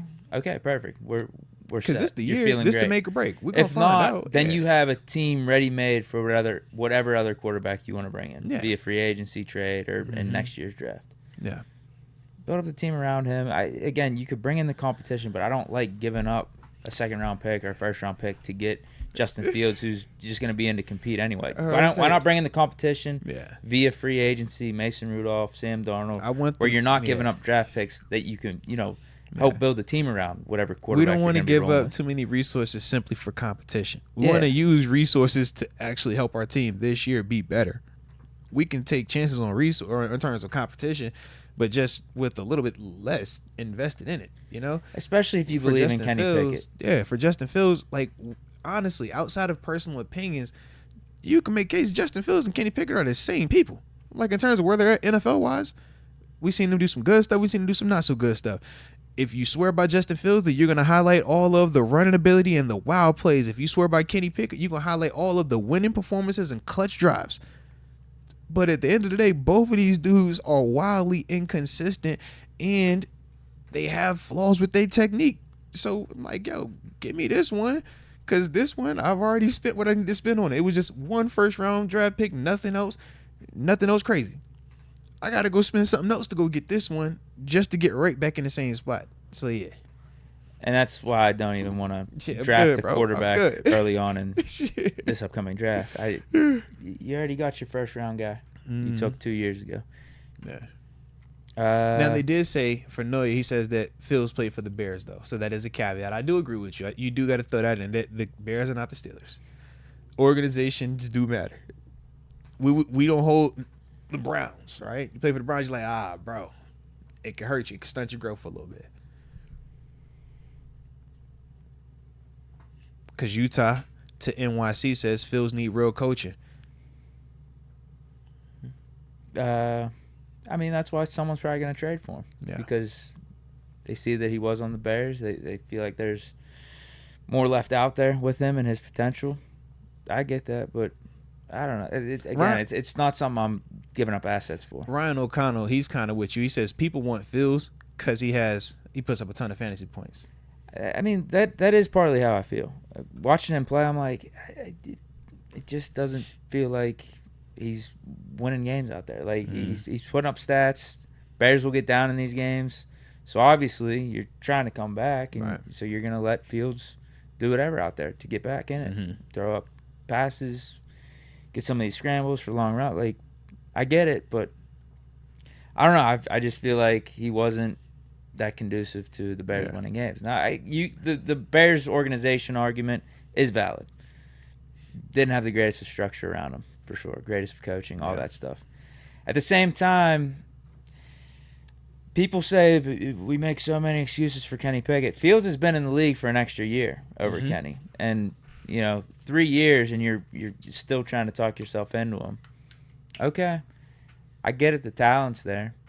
But that's why we say the third year for Kenny Pickett is so big. And the third year, which was last year for Justin Fields, that was big for him. The thing that saved him was they did start winning down the stretch of the season. They did start getting back in the mix and just being a competitive team. And he actually looked good. He was a big part of it. Yeah, is that enough for you to stick with him over Caleb Williams if you're the Bears? Is that enough for you if you're another team around the league to trade for him? Yeah. Yeah, those are questions you got to answer for yourself. If I'm the Steelers, no, it's not enough for us to trade for him. No. And if I'm the Bears, no, it's not enough for me to keep him. So maybe another team, though. I mean, sure, I think he could be a really good fit for other teams. And everything you're saying, it is like legit when you talk about Fields because he is one of the ones. Like if you believe it, then yeah. If you don't, then it's one way. I still think if you're trading for him, it's probably still a competition. Like you're just not giving him. Oh, you're the franchise. Low key, like what's the difference between when Carolina traded for Sam Darnold? Yeah. Like I feel like that minus we wouldn't pick up the fifth-year option like how they did right away. But Fields has had better stats than Darnold. Right, but that's kind of the scenario. It was like when Carolina traded for Sam Darnold. That was the surprise, but it was like, all right, that's one dude that they got in here. He's still going to compete. And then they picked up the option. That's when we was all like, they lost their mind. But, yeah. Yeah, because that's exactly where Fields is at. Yeah. You're going to have a decision on the fifth-year option this offseason. Most likely you're not picking it up. But if you trade for him, depending on what you give up, because I think for Carolina. You might feel like you have to. I don't remember what Carolina gave up for Darnold, but if you give up a first or a second, you're going to say to yourself, bro, I want to see this for another year. Right. And that's the exact scenario I don't want for the Steelers. Like I'm just thinking with Fields, it would just be 1 year. Yeah, come here, play it out. 1 year, you got to prove it. Yeah, I'm not giving you the 5th-year option. I think that's a hard trade to do, though, because of who he is. You're still going to have to give up. This is why I just don't think it works for the Steelers right now. Yeah, because it's definitely a higher resource. Like, you're not going to be able to give up a 4th for it. So, first, second, how do you justify not what picking up the option? What option, team does make right? sense for him? Probably like the Falcons. Atlanta, Minnesota. Yeah. I don't no, because Arizona, they already are committed. Because I was gonna say I wouldn't hate Arizona. Let me think. Commanders, they're gonna draft someone. Yeah, that's the other part. It gets interesting. Who getting drafted? Because of this quarterback class. There might be 5 or 6 guys taken in the first round. Yeah, and you have a Fields. He's competing with those guys. but we said Fields, if he's in this class right now, still 1 or 2. You either taking him over Caleb or Caleb over him. I just 1 or 2. Don't act like you don't remember Fields coming out, bro. Actually, I don't think, because Fields went like 8 or 9. He got passed up. Fields. He got passed up by Wilson and Trey Lance. Man. And then you got Drake May and Jaden Daniels. But you got to think though, Wilson. Everybody loved Wilson, remember? And then for Trey Lance, he was elite, and then he never had any senior film except that one game because of the COVID stuff. I know, but that's what I'm saying. I think Drake May and Daniels are way better than Wilson and Trey Lance as prospects. Okay. Way better. I see what you mean. Okay. I think Fields in the top 4. Yeah, he's going right top at the 4. beginning there. He's going in the first round. He's going top 15. He's going top, yeah. Like, we ain't about that. Like, he falling out of that. So, once again, it's like, what you giving up? You got to give up a ton. That's the top 15 right now. But it might depend on the quarterback market, though. Okay. It just might, because if the teams get their guys, whether in the draft or like free agency with Cousins, there might only be like 2 or 3 openings for like a legit competition. Yeah. Because I'm guessing top 3, May, Daniels, Caleb Williams, they're starting for those teams. Yeah. I don't think there's competition. Right. Then if you start talking about Penix, Bo Nix, there might be competition, but I think it'll be like any first-round quarterback. The team's going to lean with the first-round guy that they Atlanta, just picked. Tennessee to an extent, yeah. Tennessee. But then they're in the same boat as us. They took Levis second round. They think he's the guy. But second round, it doesn't hit the same as first round. Fair, I guess. Because that's the whole Kyle Trask argument why you could bring in Baker in Tampa, because he's a second round. Here's what I'll give Tennessee as to why I think it would make more sense than us. They have a new coach. That too, yeah. They don't have anyone tied to Levis like that. If it was still Vrabel, maybe he'd want to wait it out and say, we drafted him in the second round for a reason. I want to give him at least another year. Falcons, I already brought them up. What does Tampa do then? Yeah. I think you re-sign Baker. Right? I think you do. Broncos, Raiders. I think Raiders make sense. Giants. I can see that. I think. Yeah. Yeah, if I'm a Giants fan, I want Fields in there. Depends on what the contract looks like for Daniel Jones, though, too, because he just signed his deal. Yeah, I could see them holding on to Jones and trying to see if that works for another year. The same way we doing this with Kenny, you got to do it even more so when you give him 40 mil, bro. I'm telling you, I don't think whatever team he goes to, like, it's a solid lock. He's QB1. I would agree. I think it's a competition type of thing. Yeah, the QB market's interesting. Because I think a lot of teams are going to have their guy when draft time comes around. But I would also say throwing Justin Fields into the mix could change how people look at their guy. Because technically right now, Kenny Pickett is our guy. But if Coach Tomlin had a chance... But like Saints with Derek Carr, yeah, are you moving off of him for Justin Fields? No. But if you're trading for Justin Fields, he's probably your backup then, at least to start the season. Yeah. The problem is, too, because he has 1 year left, you gotta make a decision on that option. So you got to fly blind. You got to decide before you ever see him, before the competition even happens. Because you got to pick up the option before training camp, before you even get to that. So it's like, I didn't even get to see you before I got to commit to you. Dude, I'm telling you, It's a bad spot, bro. I don't know how big his market's going to be. It's a bad spot right now. The more I'm looking at this. It's a bad spot. I think a lot of teams are going to have their guy. Because the QB needy teams, Patriots, Commanders, they're drafting in the top 3. Mm-hmm. Unless they don't take quarterback. Maybe they would shock me there. If they didn't, then, yeah, Phil's market goes up even higher. There's not many teams, I'm telling you, though. But see, to me, I look at it like, man, Caleb Williams is the big one.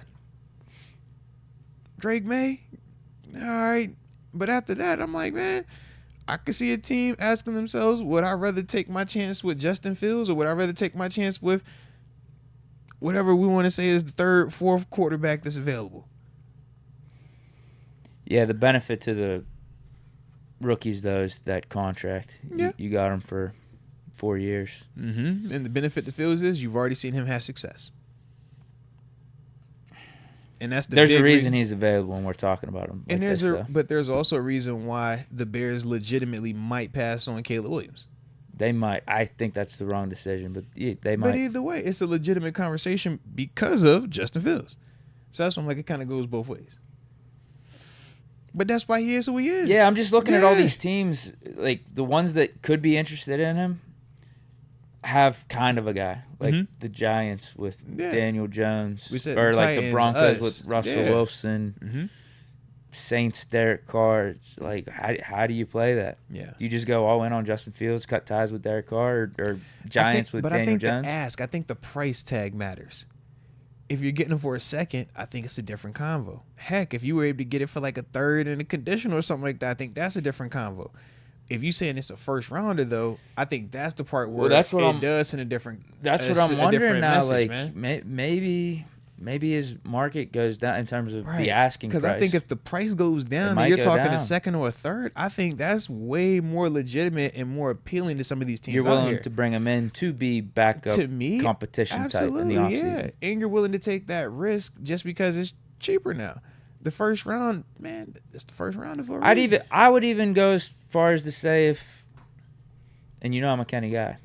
I think he would beat out Justin Fields. But I would go as far as to say if it dropped to like a third or a fourth, that would be a more legitimate trade for the Steelers. If it ever gets to a third round pick, I think that's a move you make. I think it's depending on what you do in free agency too. I think that's the other thing. But if you don't have a number 2 guy, right. But I think he's going for a first, bro. Like, I don't see him going for less than a first. Just because of the age, the ability, the talent. He's still explosive. And whoever you're drafting, you're still going to go through the same type of growing pains to some variation of it. It'll be interesting. Yeah. Bears just might stick with him. Which is legitimate because of who he is, man. Now, Rob Lightfoot said he'll take Spencer Rattler in the third. Oh, God. Say get him in the third, bro. No, he's on my do not draft list. He's in the third. Like I said, Phil's anything less, man, I like it in the second and the third. I like it as a, man, second pick. All right, bring it on there. Third round pick, definitely bring it on there. Wow, I thought it was a first, Bears man. Pass up on Caleb. I will be shocked. I will be stunned. Commanders will be loving life, or whatever team trades up to get him number 1. Yeah, they'll be loving life. I just don't think Williams is the guy you pass up on. Now, I was noticing the people in the chat, they were kind of surprised, just the same way you'll be surprised if the Bears passed on Caleb.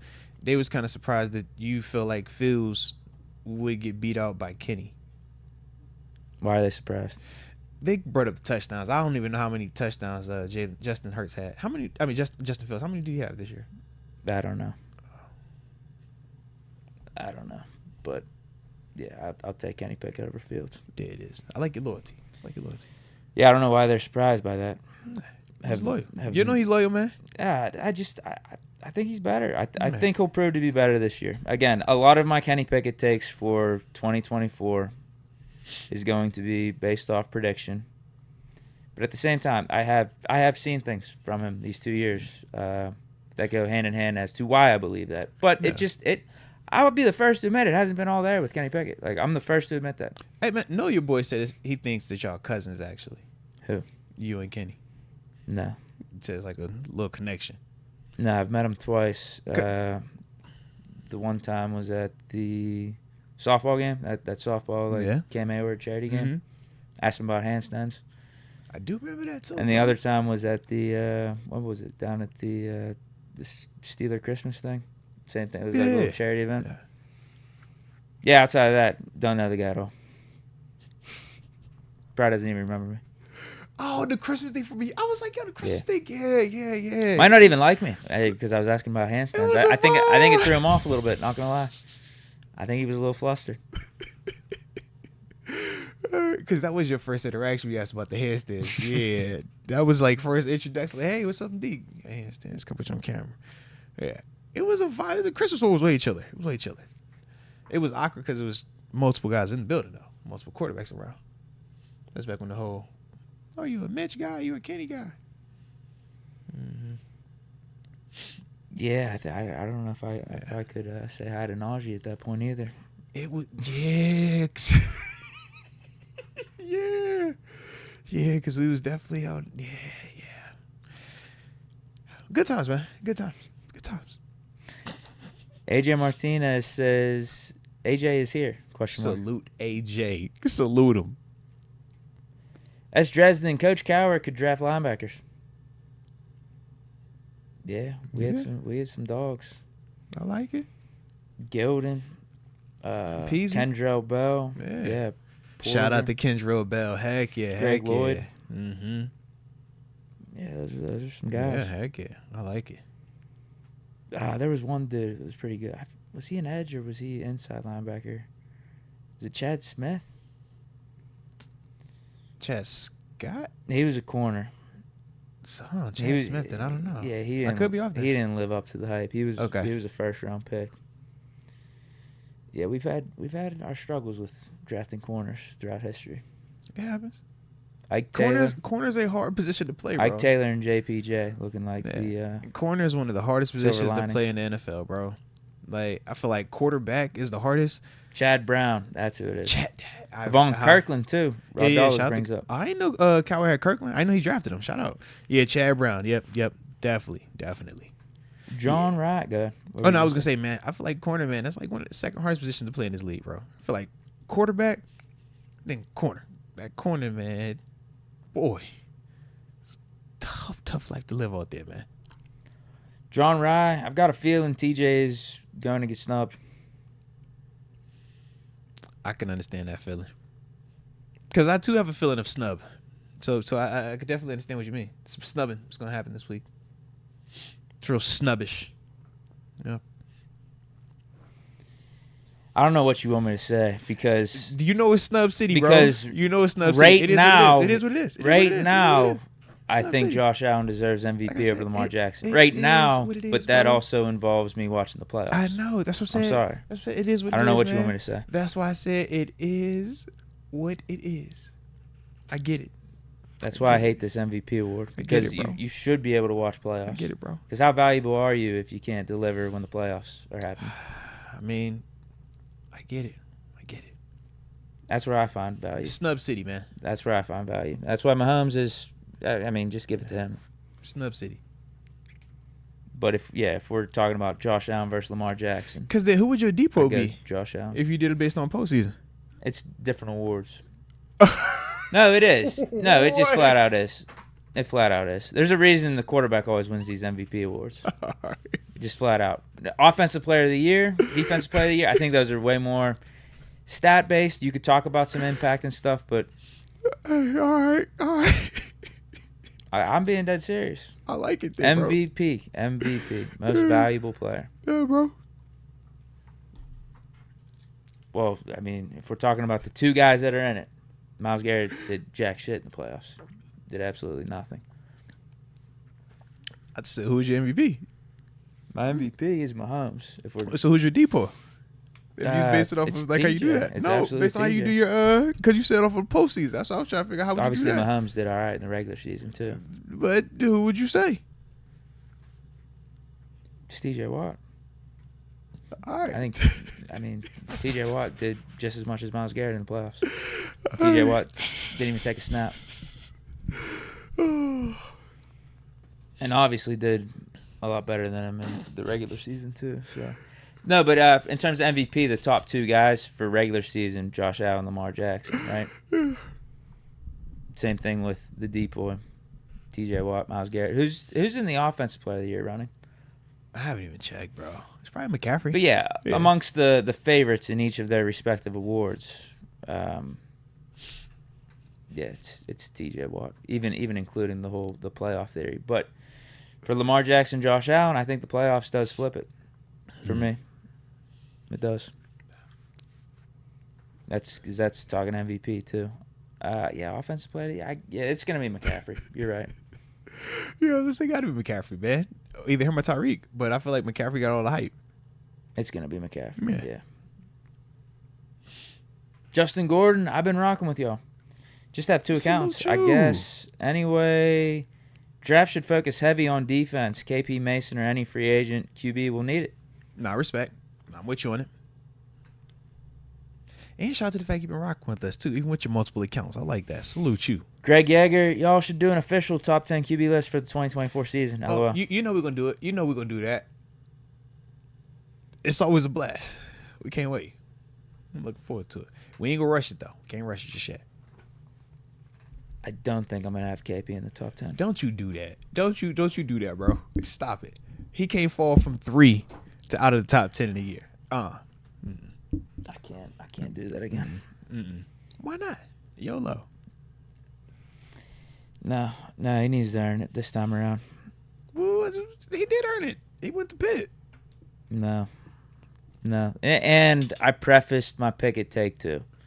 I wasn't saying top 10 right now. I was saying because he's gonna be top 3 end of the season. He chopping heads off. He's gonna be top 3. You know I done rode that. He didn't live up to that. Got to be honest here. But hey, that's the beauty of redemption. He got to fail first before he can get the come up. So he took care of that part. Now it's the come up part. And I think it's all right to make that assessment when you're coming off of a rookie year, right?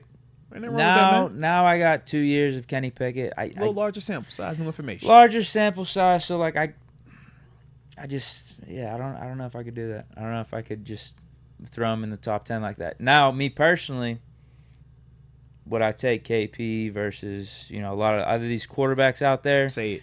Game tomorrow, my life depending on it. Yeah, you're damn right I would. But for the top 10 QB rankings, I don't know if I'm not going to do that. Like I said to KP about being humble, staying out of the way, get off social media, throw your phone off a bridge. I said throw your phone off a bridge. I'm gonna keep the KP take. I'm gonna try to keep him as level as possible going into the season. Level as possible. I think that's not only what I need. I think that's what the Steelers need. It's probably what KP needs too. I'm with you. It's for the team. You, it's actually what I'm doing is for the team. I'm being selfless here. I'm just surprised that you're doing it. So, because for as long as I've known you, it's actually a strategy to try to make the Steelers as good as possible. I was going to say, for as long as I've known you, you've never had this type of energy. You've always been on the other side. So I'm just like, is this for real? Are you really turning over this new leaf? I'm kind of like, I don't know if I should believe it just yet. So it's temporary. It's temporary. It's temporary because once KP proves me right that he could still be a really good quarterback. Back to the roof. Yeah, trust me. But I had Big Ben for the early years of this podcast. Got you. I understand.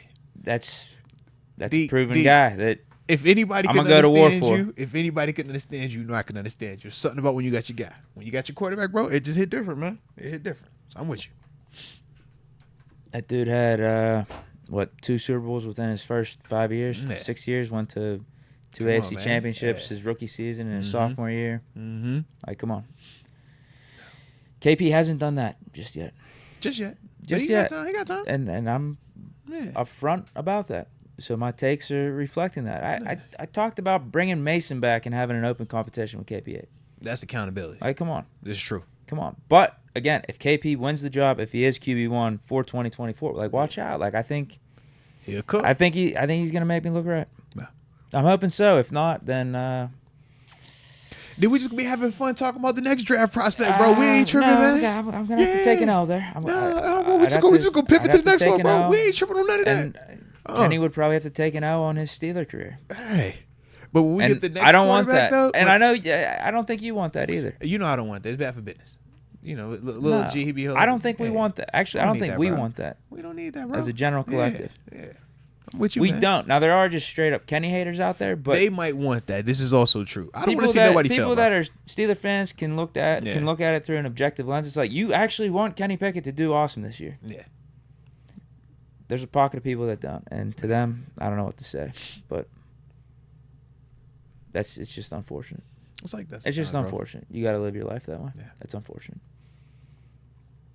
We spreading positivity.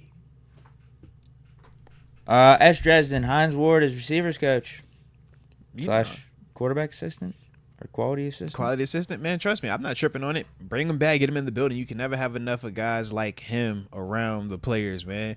Not only do we look at any of them type of dudes as legends, as walking superheroes, but at the same time, man, they can teach you the nuances of the game. They can teach you certain things that had them playing at such a high level. I would all be for it.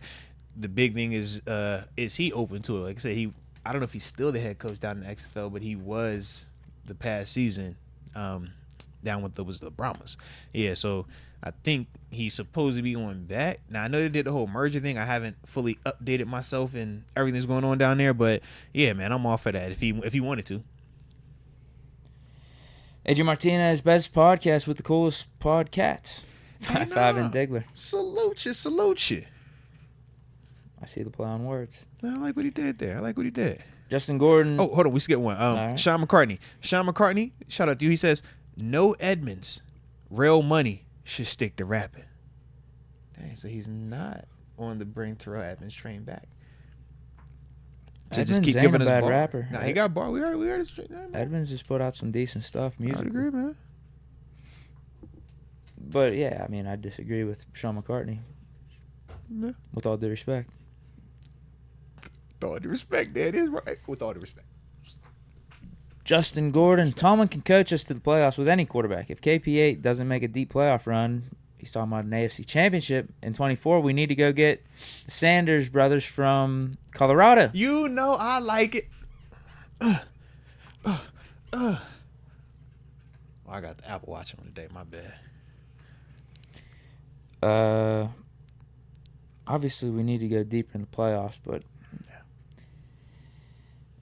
this worst case scenario. I was gonna say though, if we're going off of his prerequisite for if you should move off a quarterback or not, depending on if you get to the AFC Championship, Josh Allen will be gone from the Bills then. Yeah, you get what I mean? He's been to an AFC Championship though. I think it depends on how it looks. I think it all depends on how it looks. Yeah.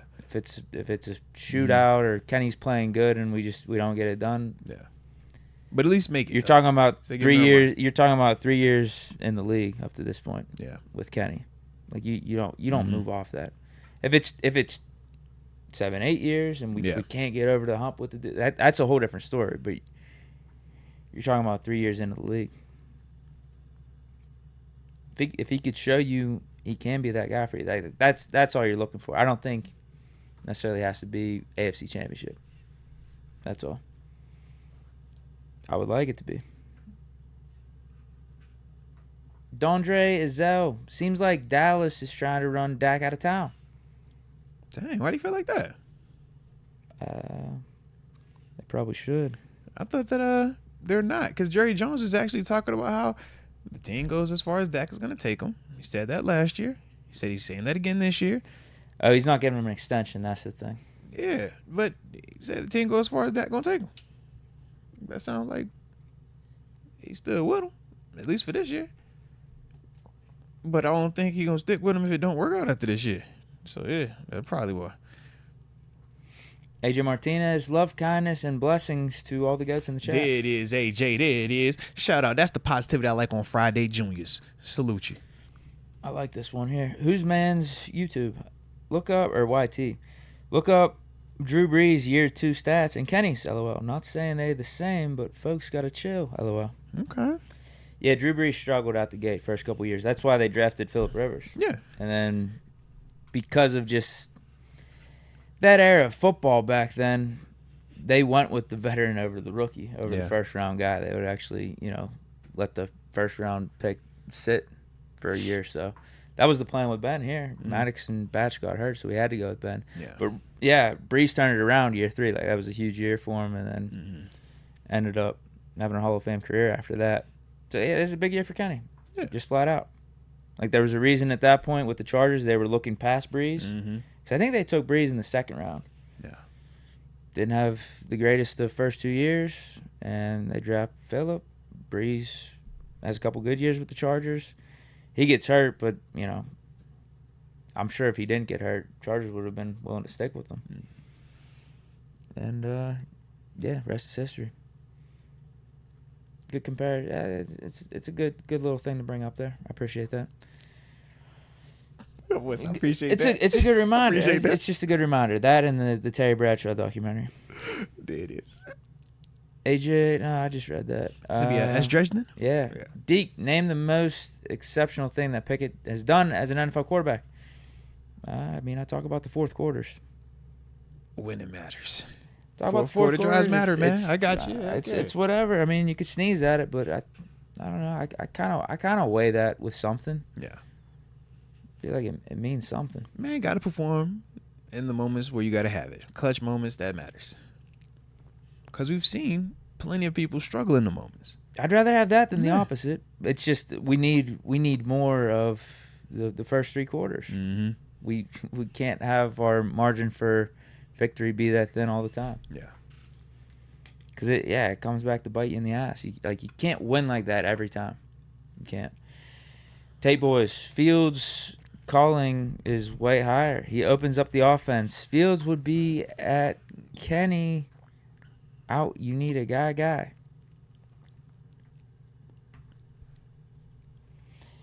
Yeah, he's basically saying I think he thinks Fields could be the guy. Yeah. He's saying Fields could be a guy. Right. Which we agree with, man. Fields could definitely be a guy. We ain't tripping on none of that. What's it going to cost to get him? If you talking to 2, you flirt with that 3, then yeah, baby, bring him on in here. It's just if it's a 1, because I think it's going to be a 1. If it's a 1, yeah. But there are multiple things that could play into that number getting lower.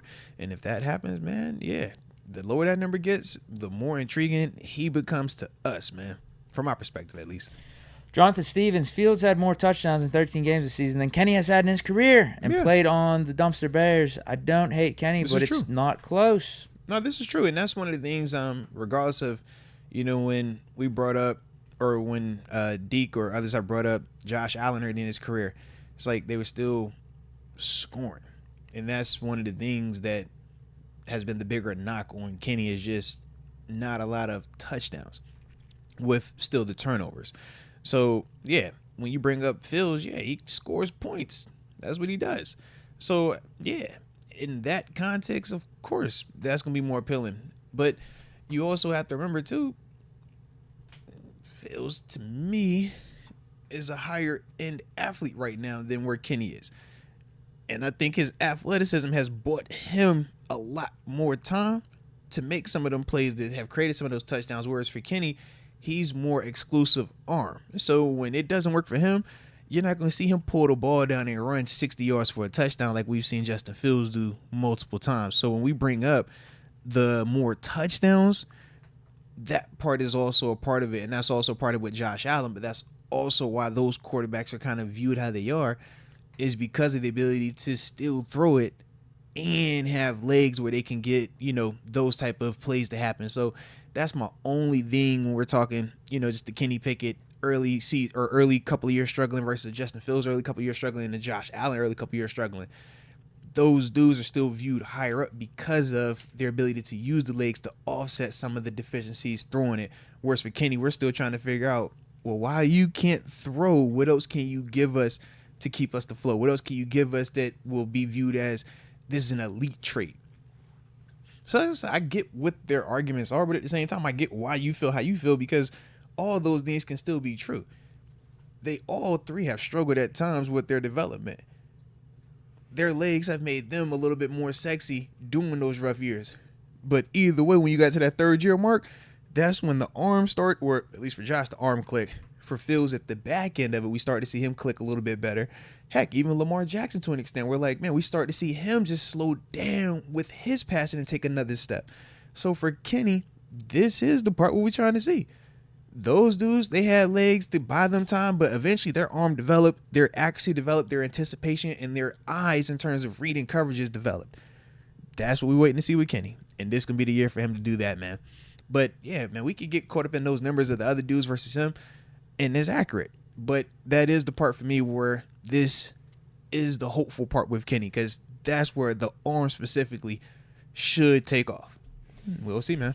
We could talk about Fields' turnovers for the first 3 years. Like they're pretty high up there. Well, when you include like the interceptions and the fumbles and stuff. Kenny also has a lot of turnovers too when he was out there, and that was also part of the knock, because when people brought up his that was early on. Like, I mean, well, the problem you can't undo them. That's all I'm saying. I get it. Like he only had 4 picks this year though, and like the stretch of the end of 2022. I think he only threw like 1 in 9 weeks. Yeah. So like, I just think in general he's taking more care of the ball than Fields, but people only want to care about the touchdowns and the yards. Because both things matter. That's why I wanted to bring up that side of it though. Like people want to just look at the fantasy stuff, but the interceptions count in terms of the team's attempt to try to win football games. Yeah. That's the one thing you can say about Pickett. Like the dude would stay in the system of let's not turn the ball over. Defense is going to play good, and if the game's close, I'm going to step up in the fourth. No. He at least did that, so it's something. It's not everything. Like, it's not a thing I want to bring up, and I'm proud to bring up. Trust me, I'm not, because that argument sounds like he plays not to lose, whereas the other guys are playing. And I don't to like win. that. Yeah. I don't like that, but it's something. Like we won games with them at quarterback. Like that's one thing I can say. No, and ball security matters. That's one of the knocks on Josh Allen, right? It's one of the knocks that. You know, at times when you look around the league, it's like, man, the dude that turns Brett Favre is one of the knocks on him. Yeah, you still win. You can still win a championship. You can still be a great player. But we also see some of the deficiencies with that. You think about, like you said, with Kenny Pickett, he doesn't turn it over as often. But you feel some of the limitations with that style of play right now. So 1 and 2, I mean. Because that's the thing. For me, I think it is a style of play. Yeah. I think he is capable of making every NFL throw. I guess that's why I bring it up, too. Like, I don't think he's physically limited. But no one's saying – I don't view him as limited. I think when people get enamored with who has the sexiest arm, I think it gets overblown. But I just look at the sense of I've seen Josh make these throws and do it consistently, not just one.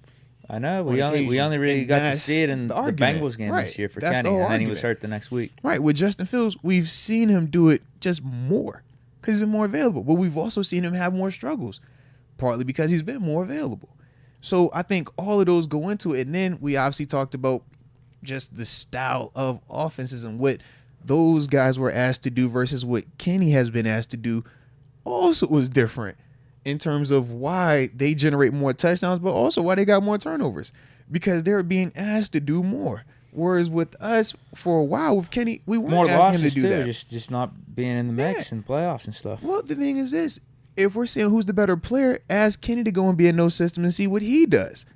But if we're just simply saying, can you win? Then sure, Kenny, you win this way. But is Kenny better than those guys? That's the argument. We ain't against Kenny, but that is legitimate also. So I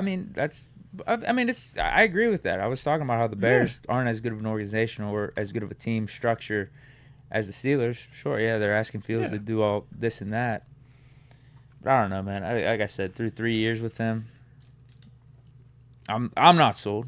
I'm not completely sold, but I would get why you'd want to take a chance on him. But it's a ton of people that still aren't sold on Fields right now, and that's kind of what we talked about, the QB market for him also.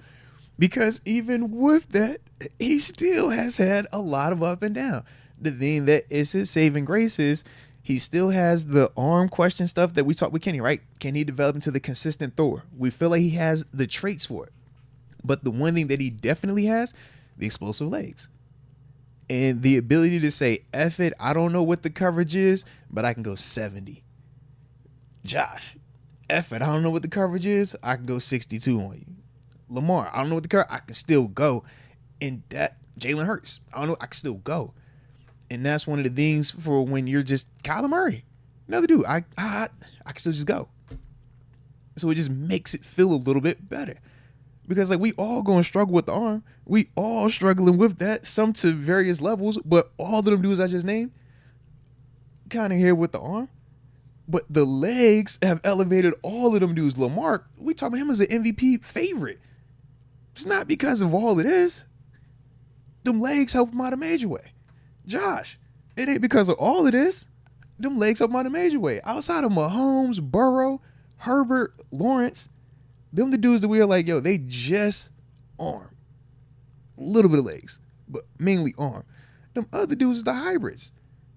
For Kenny right now, he just hasn't shown that he has the consistency arm-wise, and we don't feel like athletically he's the hybrid that these dudes are. But that don't mean that he can't still develop into that. Oh, yeah, it's a shame because he took a step back. We're talking about the arm. But and he can still develop into that, though. Yeah. He had the arm more there in his rookie year. Absolutely. That's the sad part about it. I think he's completely capable. It's just, last year was not it. It was not it. And because you believe in him more, that's why it's frustrating for you. And then for them, they're like, yo, I got to see it at Pitt, and I got to see him deliver in high pressure moments in the NFL. Like that was, I think that was my biggest question about him coming into the league. How are you going to stand up against like NFL type of pressure, like big moments? Mm-hmm. I got to see he had the arm strength like early on. All right, he can make all these throws, but it's like, all right, bro, like push comes to shove. How are you going to deliver? Because you're at Pitt, you're not in as that many type of games. Right. Now this is all big moments. Yeah, he did deliver some stuff in his senior year. Obviously, ACC championship, big win against Clemson, but you don't get to see those type of high stakes moments as much at college, specifically at Pitt, being the quarterback there. I'm just being honest. Like, I'm with you. We're not always in the because that's my whole playoff Snead mix. That's my whole Snead versus Jalen Johnson argument. One's playing in big games in Kansas City. The other one's putting up dope numbers and looking great, but he's in Chicago. Yeah, so I got to see him do that, like, in the league. Like, again, you could question a lot about Kenny, but when there's adversity, when you need him to step up in the fourth quarter, the game's close, like, he has shown that. Yeah, facts. He has shown that. Can you get back to what you were doing at Pitt and running this offense and throwing dots on a defense and picking apart defenses? That's what I want to see. Like I believe he could do that, but time's ticking. Yeah. We on the same page with it? Adolphus Starley. Signed Tyler Boyd and Patrick Queen. Draft. He's got a mock draft. Number 1, Amarius Mims. 2, Jackson Powers. 3, Kyrie Jackson. 4, Mike Sainstill. 6, Luke McCaffrey. And 7, to his brother. Get to it. Hey, it's pedigree. You know we like bloodlines. You know we'll do it. You know we'll definitely do that one.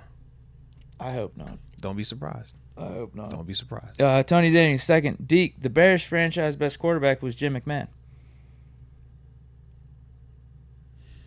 What does that mean? I don't know. Maybe he's saying bad structure. It's not a QB. Not QB friendly. I agree with that. Who's the second best? Jay Cutler? And then Mitch got to be in that convo. Yeah, Mitch is in that convo. He top 5.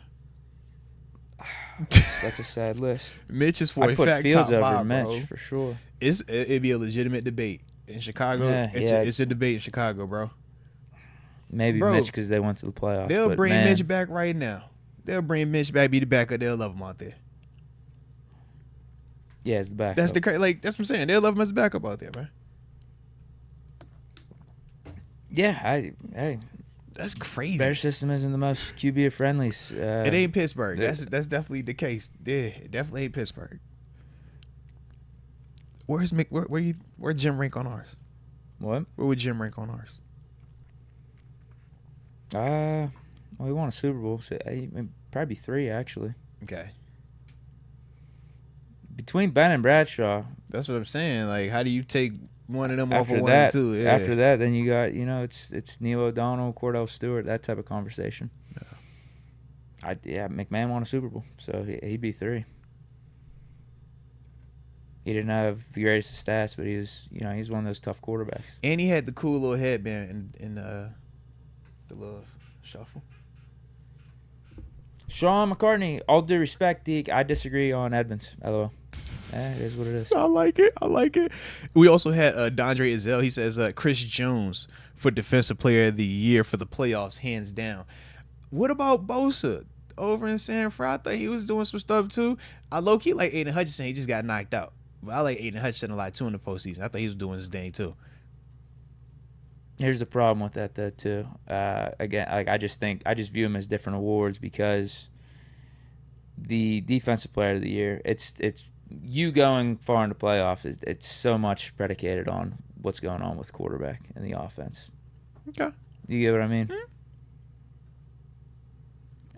So valuable. That's why it's a little bit more of a gray area award for me. The DPOY and the Offensive Player of the Year, a little bit more stat based, but you still can throw in the X factor, the impact type of stuff. But okay. If you want to include playoffs for the favorites that were being talked about with Defensive Player of the Year, though, again, Myles Garrett didn't do anything that TJ didn't do in the playoffs. It was pretty much the same. Tyler Quatra. Juan Jennings from San Fran and Kyle Duggar from New England would be nice value signings. I also think we should throw a bag at one of these top free agent corners. You speaking my language, Tyler. You speaking my language. I like everything you putting out right there. I ain't tripping on none of that. Devontae Gray. KP will never be an elite quarterback. NFL quarterback. Hashtag KP8 sabotage Steelers. It's all right. Easy take to make right now. That's fine. Good. I just if you ain't mess with it, I ain't gonna mess with it now. All right, all good. Justin Gordon, y'all talking up Arthur Smith like y'all did Mitch. Yeah, and think about it. This year was the year where Mitch really killed us. But did we not remember what he did for us when we played Tampa? Or what we did when he came in was at Carolina, if I remember correctly, last year? Like, he gave us some quality stuff, man. But, yeah, we ain't like he was a world beater either. We just said he wasn't as terrible as people was trying to make it sound initially, man. That's it. You think about Mitch tenure here. He's had really good moments, and then he's had bonehead turnover. Bonehead throw. Why you make that one? So that's kind of why he is in the boat that he was in. Arthur Smith, we're going to see, though, man. We shall see. That's it for all the supers. Bro, so we got time. We're going to hit these in-house free agents. Let's get it. Y'all hit that like button one time for the culture, too. And don't forget to subscribe either, all right? We appreciate y'all rocking with us today. All right, and as always, okay? So, yeah. And let me make sure I shout out. Should be Still a Nation, right? Still a Nation on fire. Yeah, should have been Still a Nation on fire. Heck yeah. Just double, triple confirm. You know what I'm saying? Yes, shout out to Still a Nation on fire for your super chat the other day. So, yes, we're going to talk these in-house free agents finally. All right, Deke, you got the list, man? Yeah, what is it? Just you bring them back or you don't? Yeah, man. So, first off, we'll just read them. Shoot. How many do we got? I'll read them off real quick, man. So, we have Levi Walker. Jeez Louise. Levi Wallace, corner, obviously. Montravius Adams, D lineman. Miles Killebrew. All-Pro. Pro Bowler. Special teams captain. And safety. Marcus Golden. Shout out to MG. Edge rusher. Quan Alexander. Hit the Quan. Linebacker. James Pierre, a.k.a. Pierre Island, a.k.a. Deke's Island Boy. Shout out to the Island Boys. Okay. James Pierre, corner. Armand Watts, D-line. Shannon Sullivan, corner. More of a slot. Blake Martinez, linebacker, or as Deke refers to him, the Pokemon Bandit. Mason Rudolph, QB, a.k.a. Rudolph. Then after that, Miles Boykin, wide receiver. Michael Walker, linebacker. Godwin Igwebuike, return specialist. Elijah Riley, safety / slot corner. Chappelle Russell. Yo, shout out to Chappelle. And then we got Christian Kuntz. Shout out to Christian. Chartier Valley legend. Rennell Wren, D lineman. And then Dylan Cook, left tackle. So, starting at the top, Levi Wallace. You bringing him back? Or is Ye going away? I'm not stressing it. Yeah. I think you're viewing him as a third corner if you're bringing him back, like depth guy. Yeah.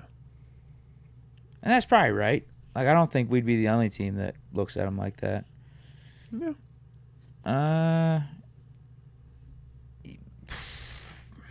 Yeah, I could bring him back for like $3 million or something. Yeah, I ain't tripping on that. I think 4 or I'm less not stressing works. I'm not stressing if he leaves though. Yeah, 4 or less, I like it. Definitely like him as my third. I know if I had to get out of a stadium, he could get me out of it in a 2. I don't want him as my 1 though, so we wouldn't have to because we got JPJ. So yeah, I like it. I'll bring him back too, man. I'll bring him back. Oh yeah, I would bring him back. I'm not pursuing him crazy because I'm looking for his upgrade. I would agree. In free agency and in the draft if I can. Yeah.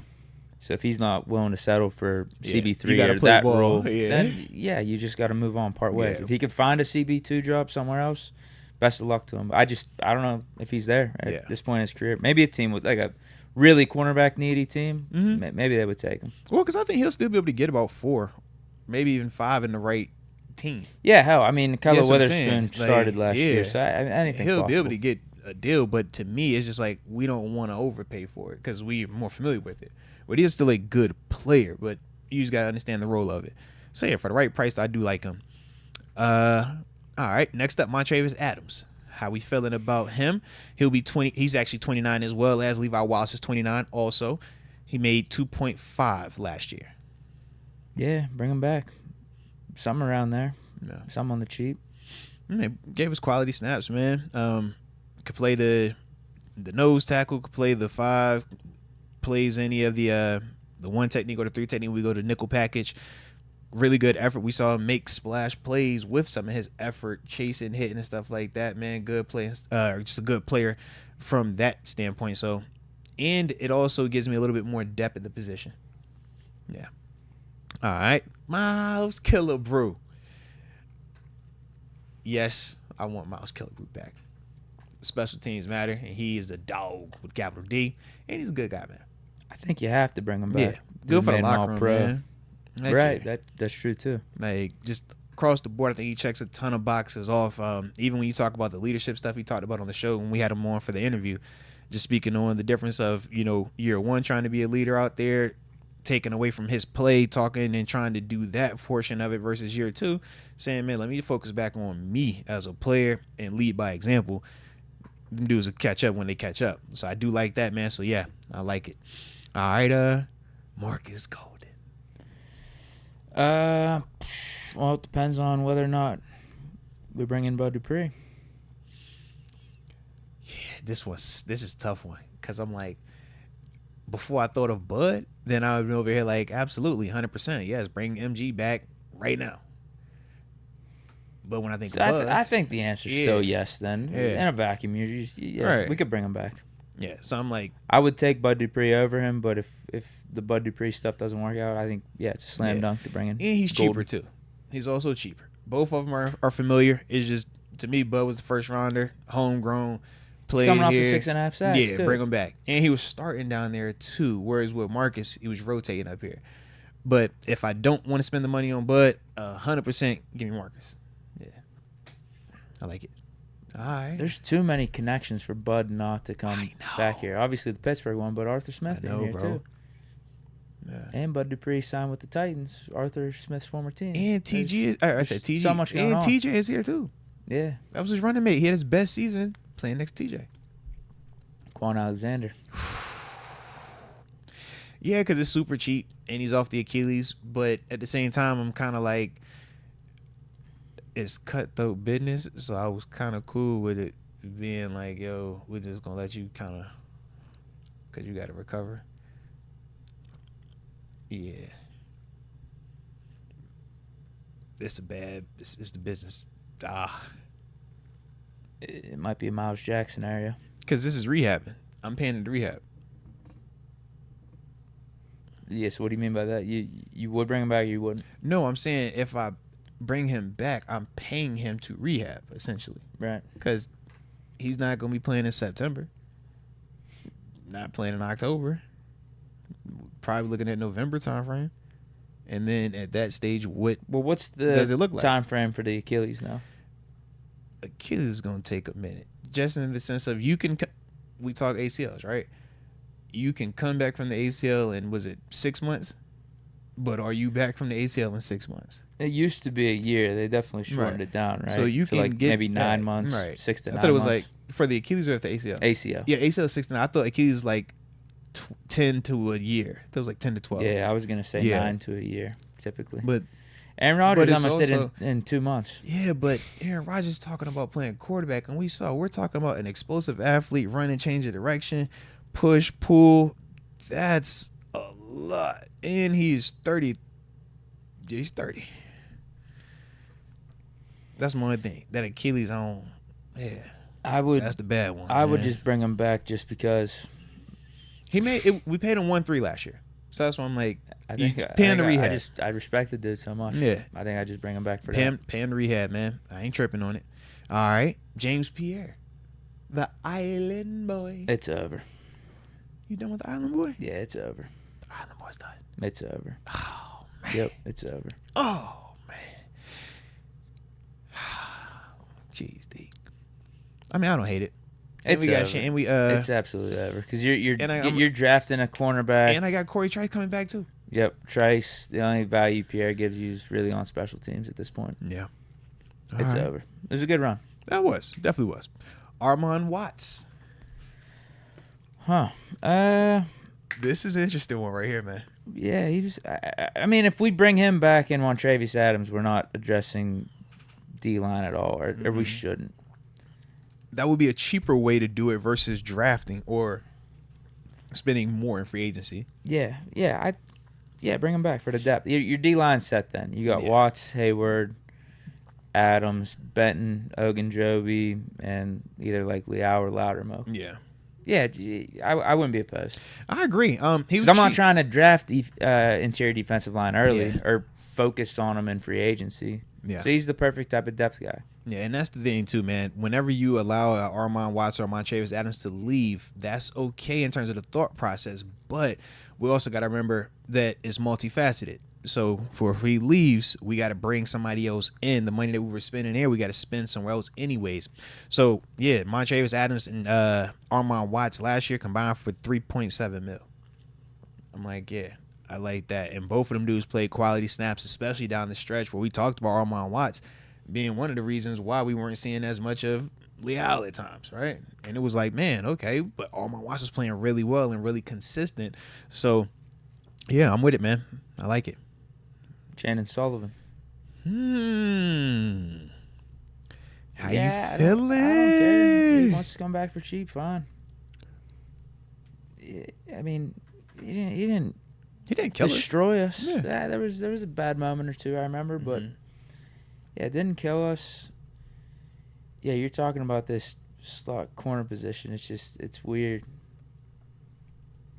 because we've proven over the last 5-6 years we don't value it like that. We let Mike Hilton walk.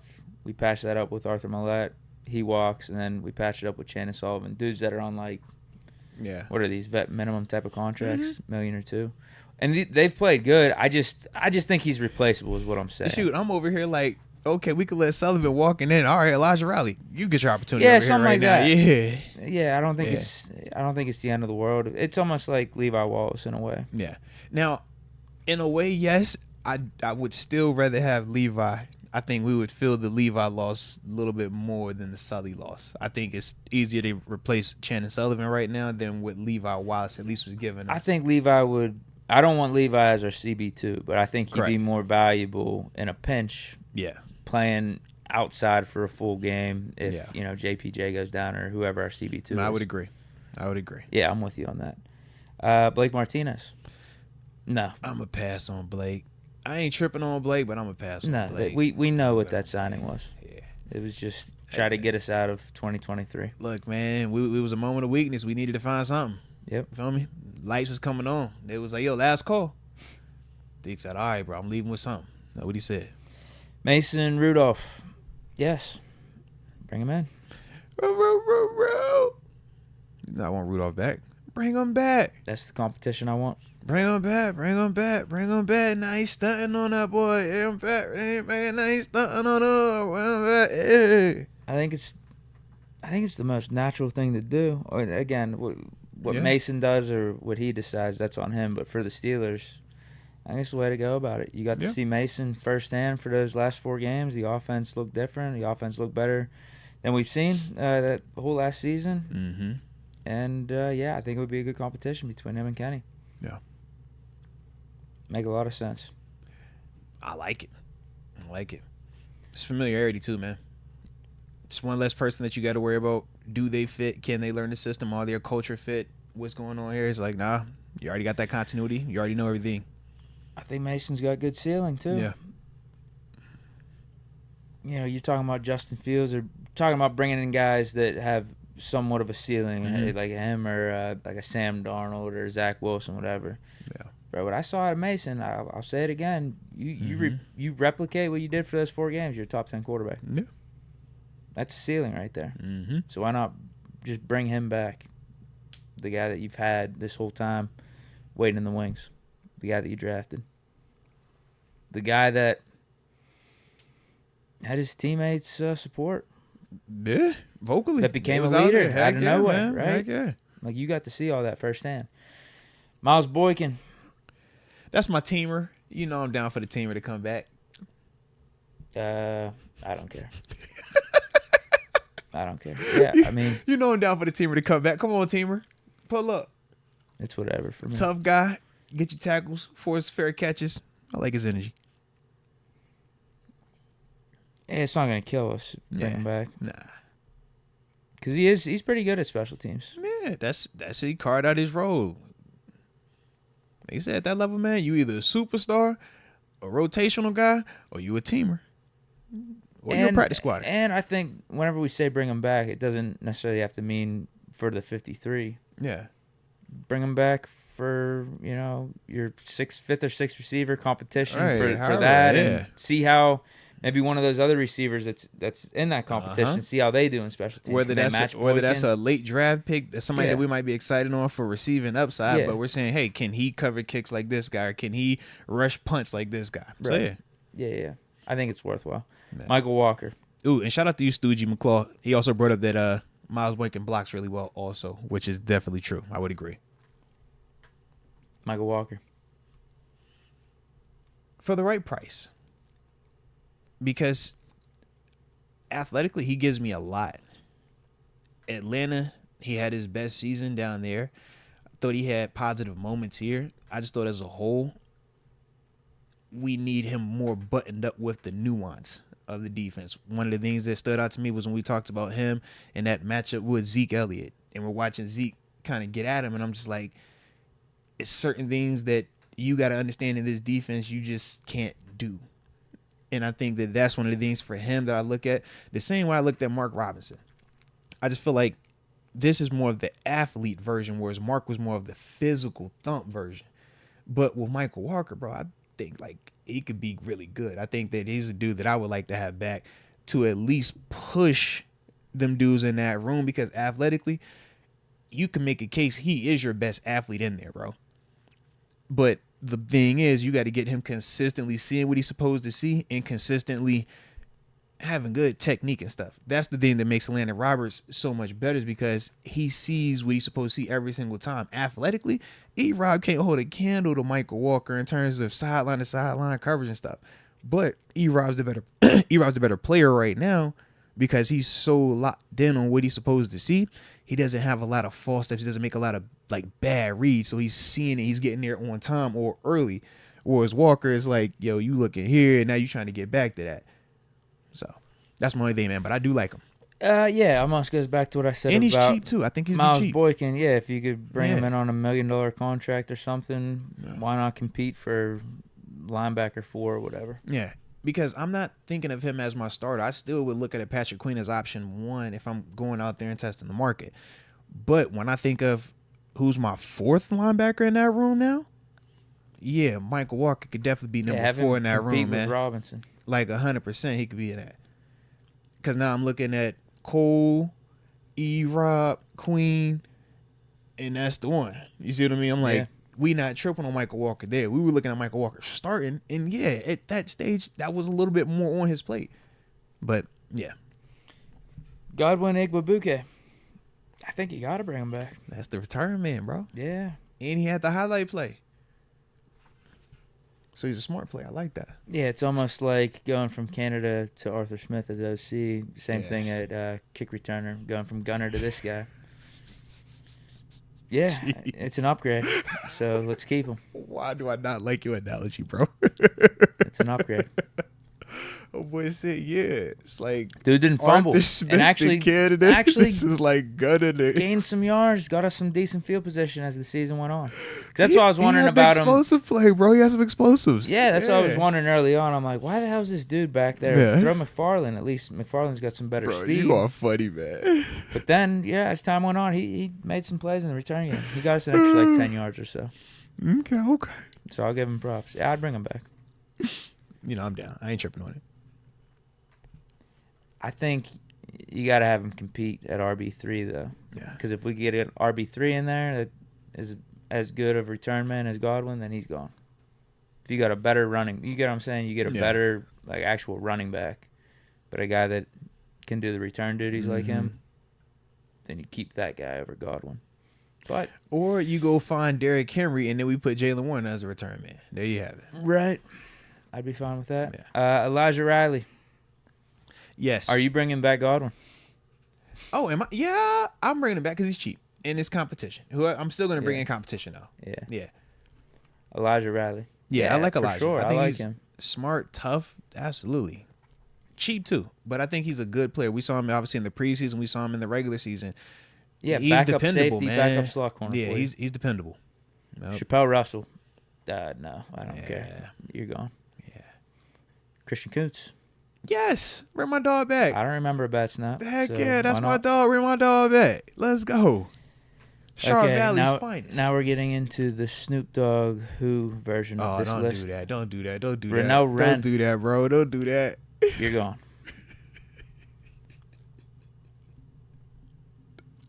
All right. Okay. What are you doing with him?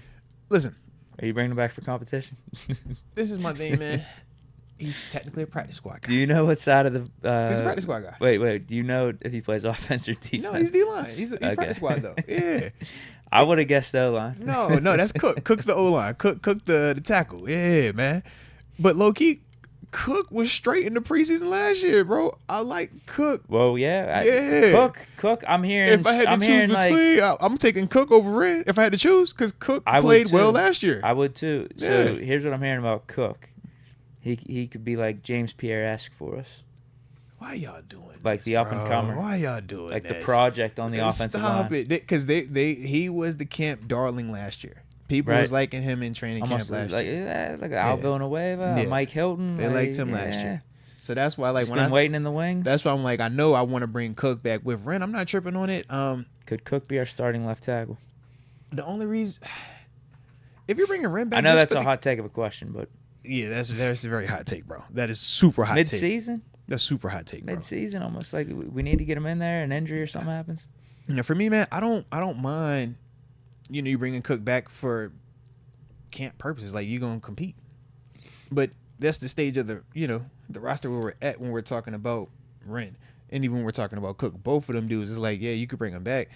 But, they have no guarantees. They still gonna have to earn it, because when you're at that part of the roster where you're either the 6th or 7th offensive lineman or you're the practice squad D tackle, you don't have a lot of stake, within the organization right now. So you do have to kind of prove it. So that's my only thing with it, man. But yeah, I don't have an issue with either one of them coming back to compete. Like I said, definitely Cook, but Wren could definitely pull up too, man. Jeremiah Moon, we just signed him, so I don't even know why he's on this list. Yeah, I was gonna say we just picked him up, so I think he's gonna be around. He'll be edge depth, competition for edge rusher. I don't know much about him, but I saw we just signed him, so I don't think we're letting him walk anytime soon. I was about to say he shouldn't be. Yeah. I like it though. That's the list. I like it, bro. Salute that, man. We ain't stressing about our unrestricted free agents though. In general, that's a good problem to have this year. Because think about in the past, it's been different, man. I'll be honest, if all of them walked, I'd be fine. We weren't tripping on any of it. I would agree. Mason would be my top priority. If I had to rank him, Mason would be my top guy. I go Mason and then Levi. I need a corner. If Levi leaves, now I have to get me a corner early. That's how I look at it. I'm not saying that he's a world beater, but if Levi Wallace is not on our roster, free agency or draft wise, you got to take a corner early, or you got to spend to go get you somebody to replace that. It all depends on what we do. Because I could maybe. What about Killebrew over Wallace? Miles Killebrew over Levi Wallace. Levi Wallace plays cornerback in the National Football League, bro. I guess what I'm talking about though is like, if we do sign a cornerback in free agency, then obviously Wallace priorities down the tubes. But that's what I'm saying. Whereas Killebrew's, he's got his own little specific. This rule. is what I'm saying. Killebrew leaving, it's a lot easier to replace Miles Killebrew. Levi Wallace leaving, you're not gonna draft something in the 6th or 7th round and say, "Hey, come in here and try to replace Levi Wallace." You're gonna have to draft something in the 1st or 2nd round and say, "Come in here and replace Levi Wallace," or you got to spend $4 million plus in free agency to come here and replace Levi Wallace. That's what I'm saying. I just think for Killebrew, we're talking about a teamer versus corner, a starting corner in the NFL. I just think they two different ball games. So that's why for me, I'm like, I don't love Levi's play, but you still got to get somebody that's competent opposite JPJ. You wouldn't want it to be Pat P out there. And that's partly because at least we saw with Levi, we felt, all right, you could do some stuff, and that's why we was able to put Pat P at safety. I don't want Levi as CB2 no matter what, though. But that's why. But I'm agreeing with you with that. But he still was our CB2, and he still gave us quality snaps last year and this year. It wasn't the best, and it got worse this year than it was last year. But to act as if he gave us no type of production, he still gave you 4 picks a year ago. Think about that, man. I guess what I'm saying is even if we sign Levi Wallace, I think I still want to get a better cornerback in free agency or draft one in the 1st or 2nd round. And that's fair too, man. All I'm saying is you still going to have to replace Levi in that equation, right? So I'm like, yo, at least instead of me having to replace Levi and bring that other guy, at least I already got this, bring this, and now this can go to my 3 now. Whereas, I don't know if we're getting a dude blocking punts like Miles Killebrew off the streets right now. How many punts did he block this year? 2. I mean, got all pro. I'm not tripping on it. Everyone else on this list, you're talking just depth guy, you know? Yeah. Like them. But Levi's in the top 3. I'd probably I'd have Levi in the top 5. I just think that I would like Quan back. The same way people have looked at, oh man, this guy can easily replace this guy at that position. This guy can easily do this. And then we kind of see it play out and we're like, well, dang, it isn't actually that. Or this guy is actually better than what we thought it was. I just think Levi Wallace is another example of that, man. I think he's a valuable guy to have around. Mm-hmm. But again, I'm not stressing about any of these dudes walking. Man. We're in a good situation. I would agree. We don't have any big name or high priced guys right now. The top guy is Levi Wallace. In terms of what he was getting. Yeah. And that was what, average, 4 mil, right? Yeah. And the next guy's Montravius Adams at 2.5. We had a great position, bro. And nobody's about to break the bank. We don't have a Deontay or... We'll see what Mason does. But you know what I mean? We don't have the dude that's like, yo, we really, really about to cash out. Mason could get paid here. To what extent, though, when you keep hearing them talk the Kenny Pickett talk? I have no clue. But yeah, even in terms of contract extensions... We'll have conversations about Muth and Najee. But outside of them,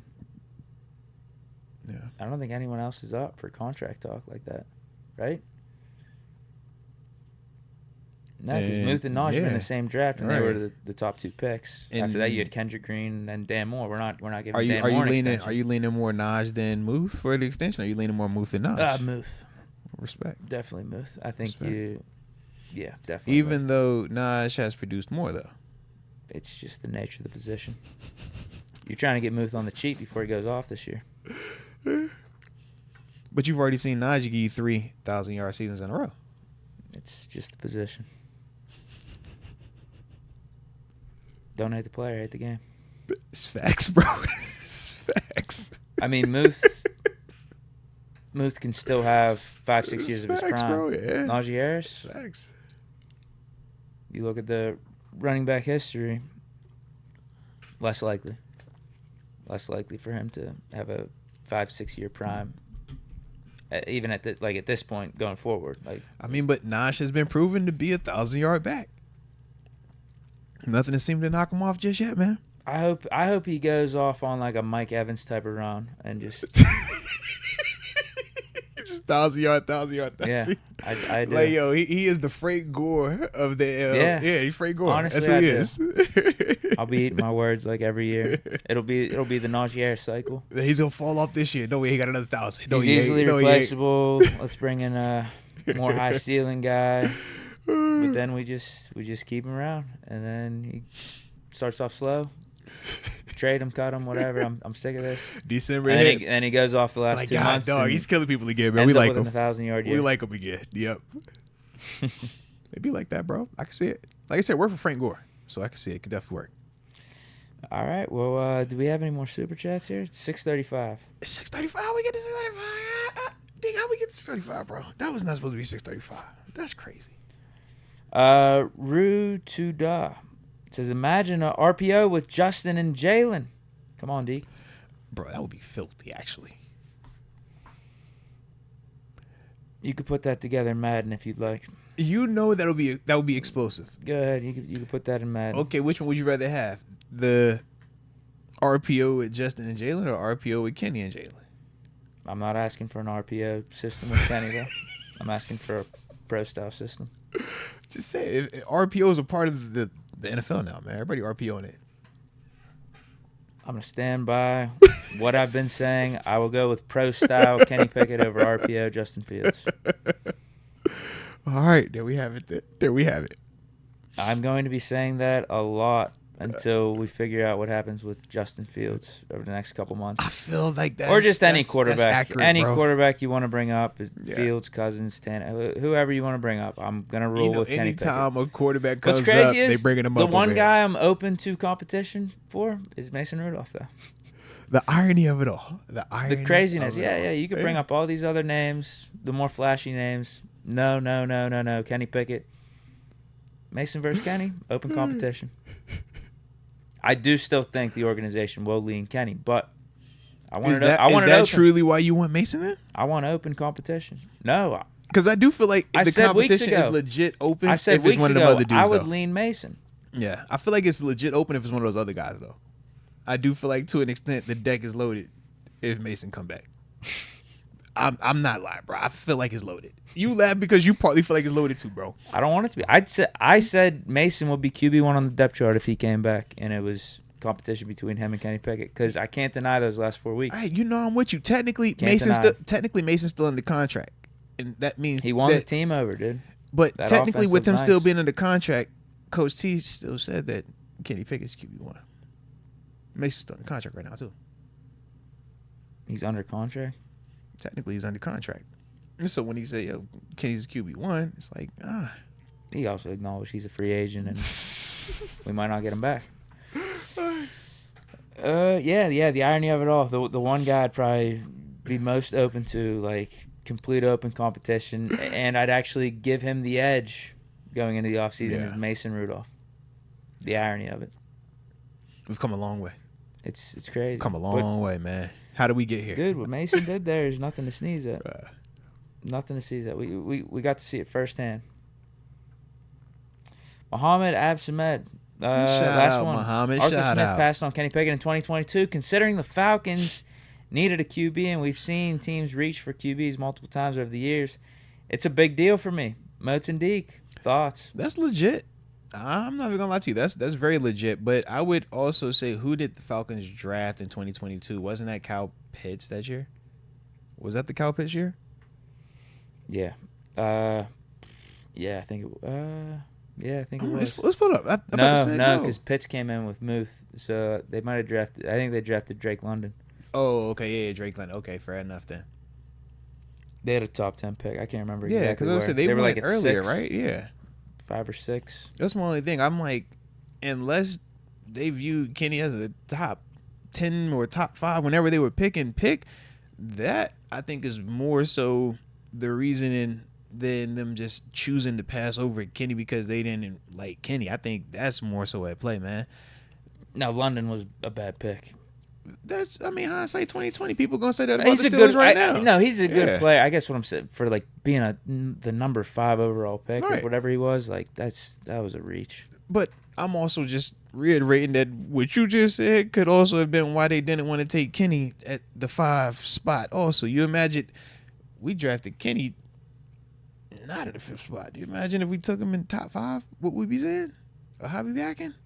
I think we had him as a top 3 guy in that draft. That's all well and good. But if we actually draft him in the top 5, it's kind of like when we say Mason, we had a first-round grade on him versus if we actually draft him in the first round, it's just a little bit different. I would have lost my shit. You see what I'm saying? It's just a little bit different. First round, we still have Ben. Yeah, but they said we had a first-round grade on him.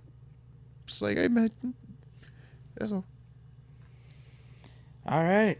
I think that's it. That was a vibe, bro. It's really 6:40, bro. I can't believe this is crazy. This was supposed to be like the super chill, like we in and out, just ain't anybody eat a long day. How we over here 10 minutes, bro? How the heck that happened? I'm really trying to figure out how we get to 6:41. Of all the days, like this is crazy. This is crazy. Well, I guess that we'll go ahead and do it then. We're going to have to hit them phones another day, man, because, I forgot that was even going to happen. Yeah, we was thinking about it, but, we was done with everything else. We caught up everything else. Yeah. We got our in-house free agents. That's what we said we was getting. And then, I just didn't realize the chat was going to chat the way we was chatting today. Shout out to y'all. Sometimes y'all control the conversation. Today was one of the ones where y'all kind of controlled it. So salute to each and every one of y'all. Hope y'all got the answers y'all was looking for. Hope y'all got your questions that you wanted asked. But that is going to do it because my little brother coming to town, Deke. And I'm super duper excited. Time to turn up. It's definitely time to turn up. The weekend's here. It's the freaking weekend, baby. I'm about to have me some fun, okay? It's going to be a good time. So hopefully y'all have some good times out there with y'all doing this weekend. But y'all stay safe, all right? Have a plan. If you're turning up, just have a plan. We got plans, Deke. Let's turn up, though. The people don't think I'd be ready to rock with Mason as QB1 next year. What? People don't think that. No. I've seen Deke, man. The jersey video. Deke can't fake that. Again, man. I'm ready to rock with either one. But Deke can't fake that. Mason or Kenny. I think that's the best approach for the Steelers for 2024. Yeah. That's the best approach. And also, it's a lot easier for all of us to rally around Mason when Mason is playing as consistent as he was in those 4 games. That's what we're looking for from Kenny. So if Kenny does that, it'll be easy for all of us to rally around him too. So I don't think that D gonna trip if it was Mason or if it was Kenny. As long as they giving us what we. I saw Mason do some things. Now I was very impressed with Mason. Now Deke ain't gonna say that about Mason if Mason reverts back to what we saw the first go around. Nah, but that'd be the same case with Kenny. If Kenny reverts back to what we just saw or doesn't improve from this, Deke ain't gonna stand on that the whole time. But if he does, that's what we're looking for. And we think that he can, and we think that this higher in the way that this offseason is already shaping out, that maybe this is the turning point. Maybe this is when that light switch hits. But that's the part we just got to wait and find out, though. I'm not joking when I say if Mason replicates those 4 games over the course of the season, he's top 10. That's a top 10 quarterback. We said Brock Who Purdy, wouldn't right? want that? It's Brock Purdy. Who wouldn't want that? I think he's more talented, Brock Purdy. But that's what I'm saying. Up even more than Brock Purdy. But at least bare minimum, I get what you're saying. Purdy, you say that in like a good way. Yeah, like, that's what I'm saying. Like it's a good way. Purdy. Yeah, for sure. Why I gotta be like what? The Brock Purdy's a polarizing guy when you bring him up. It's just like, is it just Brock Purdy or just no? Brock Purdy, the dude wins games. Like the dude knows how to play quarterback. Like I said, I'm out of touch, man. I be like, yo, why is everybody ready to just run when you bring up a name? I'm like, bro, I thought it was a good thing. No, he's Brock Purdy. He's like, he's a good player. Bring up the name. No, that's a positive. That's okay. That's a positive. My bad. All right. I'll preface that the right way next time. Like, yo, it's a positive. I'm bringing it up. Yeah, who wouldn't want a top 10 quarterback? Yeah. I think Mason, like he showed with his talent combined with like what he was actually able to put out there on the field. Like, all right, he could do it. Yeah. He could do it for more than 4 games. So that's why I'd rock with him. And obviously, I still believe in Kenny, but that's why I like those 2 options better than bringing in something else and doing the whole competition thing with someone else and giving up assets for that or drafting someone in the first couple rounds. It's like, bro, I think we got that here. There's more uncertainty. I'll give you that, but there's uncertainty bringing in those draft picks or Justin Fields, whoever. There's uncertainty with all that too. Yeah. But we're only paying Kenny Pickett and Mason Rudolph X amount of money. Yeah. And you're not giving up extreme assets for it. Which is also just as important, man. That's why I think it's the best option for us. Yeah. Just bring back Mason. And that's what makes the NFL so dope, is because we got the salary cap, because we got these draft picks that do matter in terms of how we construct it. We can't just say, well, we got the most money, just buy everybody we want. It's like, we really got to pick and choose and more strategy of how you going to put it together. So I like it, man. I like it. But yeah, man. So with that being the case, you got anything left? What you got for them? Are you streaming? The people want to know where you turning up at this week, man. Can they see you? Are you going to be at official Momentums? You, Ambition, Craft House, are you pulling up? Probably not this time. Okay. But either way, it's out there. All right, 8 p.m. Okay. But you streaming? Where you at, man? I doubt that. I don't know when that's coming back. Okay. I don't know. Okay. Maybe when they drop the NCAA football game. I've been seeing the rumors. I've been seeing my little man got hype. He was like, Dad, is NCAA out just yet? I seen this guy playing. I was like, Who's his squad there? His? Yeah. I actually don't know. I mean, we always going to say JMU. There's a lot of Duke dog pride in this house, but yeah, I actually don't know. Yeah. We don't really revolve around us. Like I said, it was our first big boy year at JMU. You know how I go.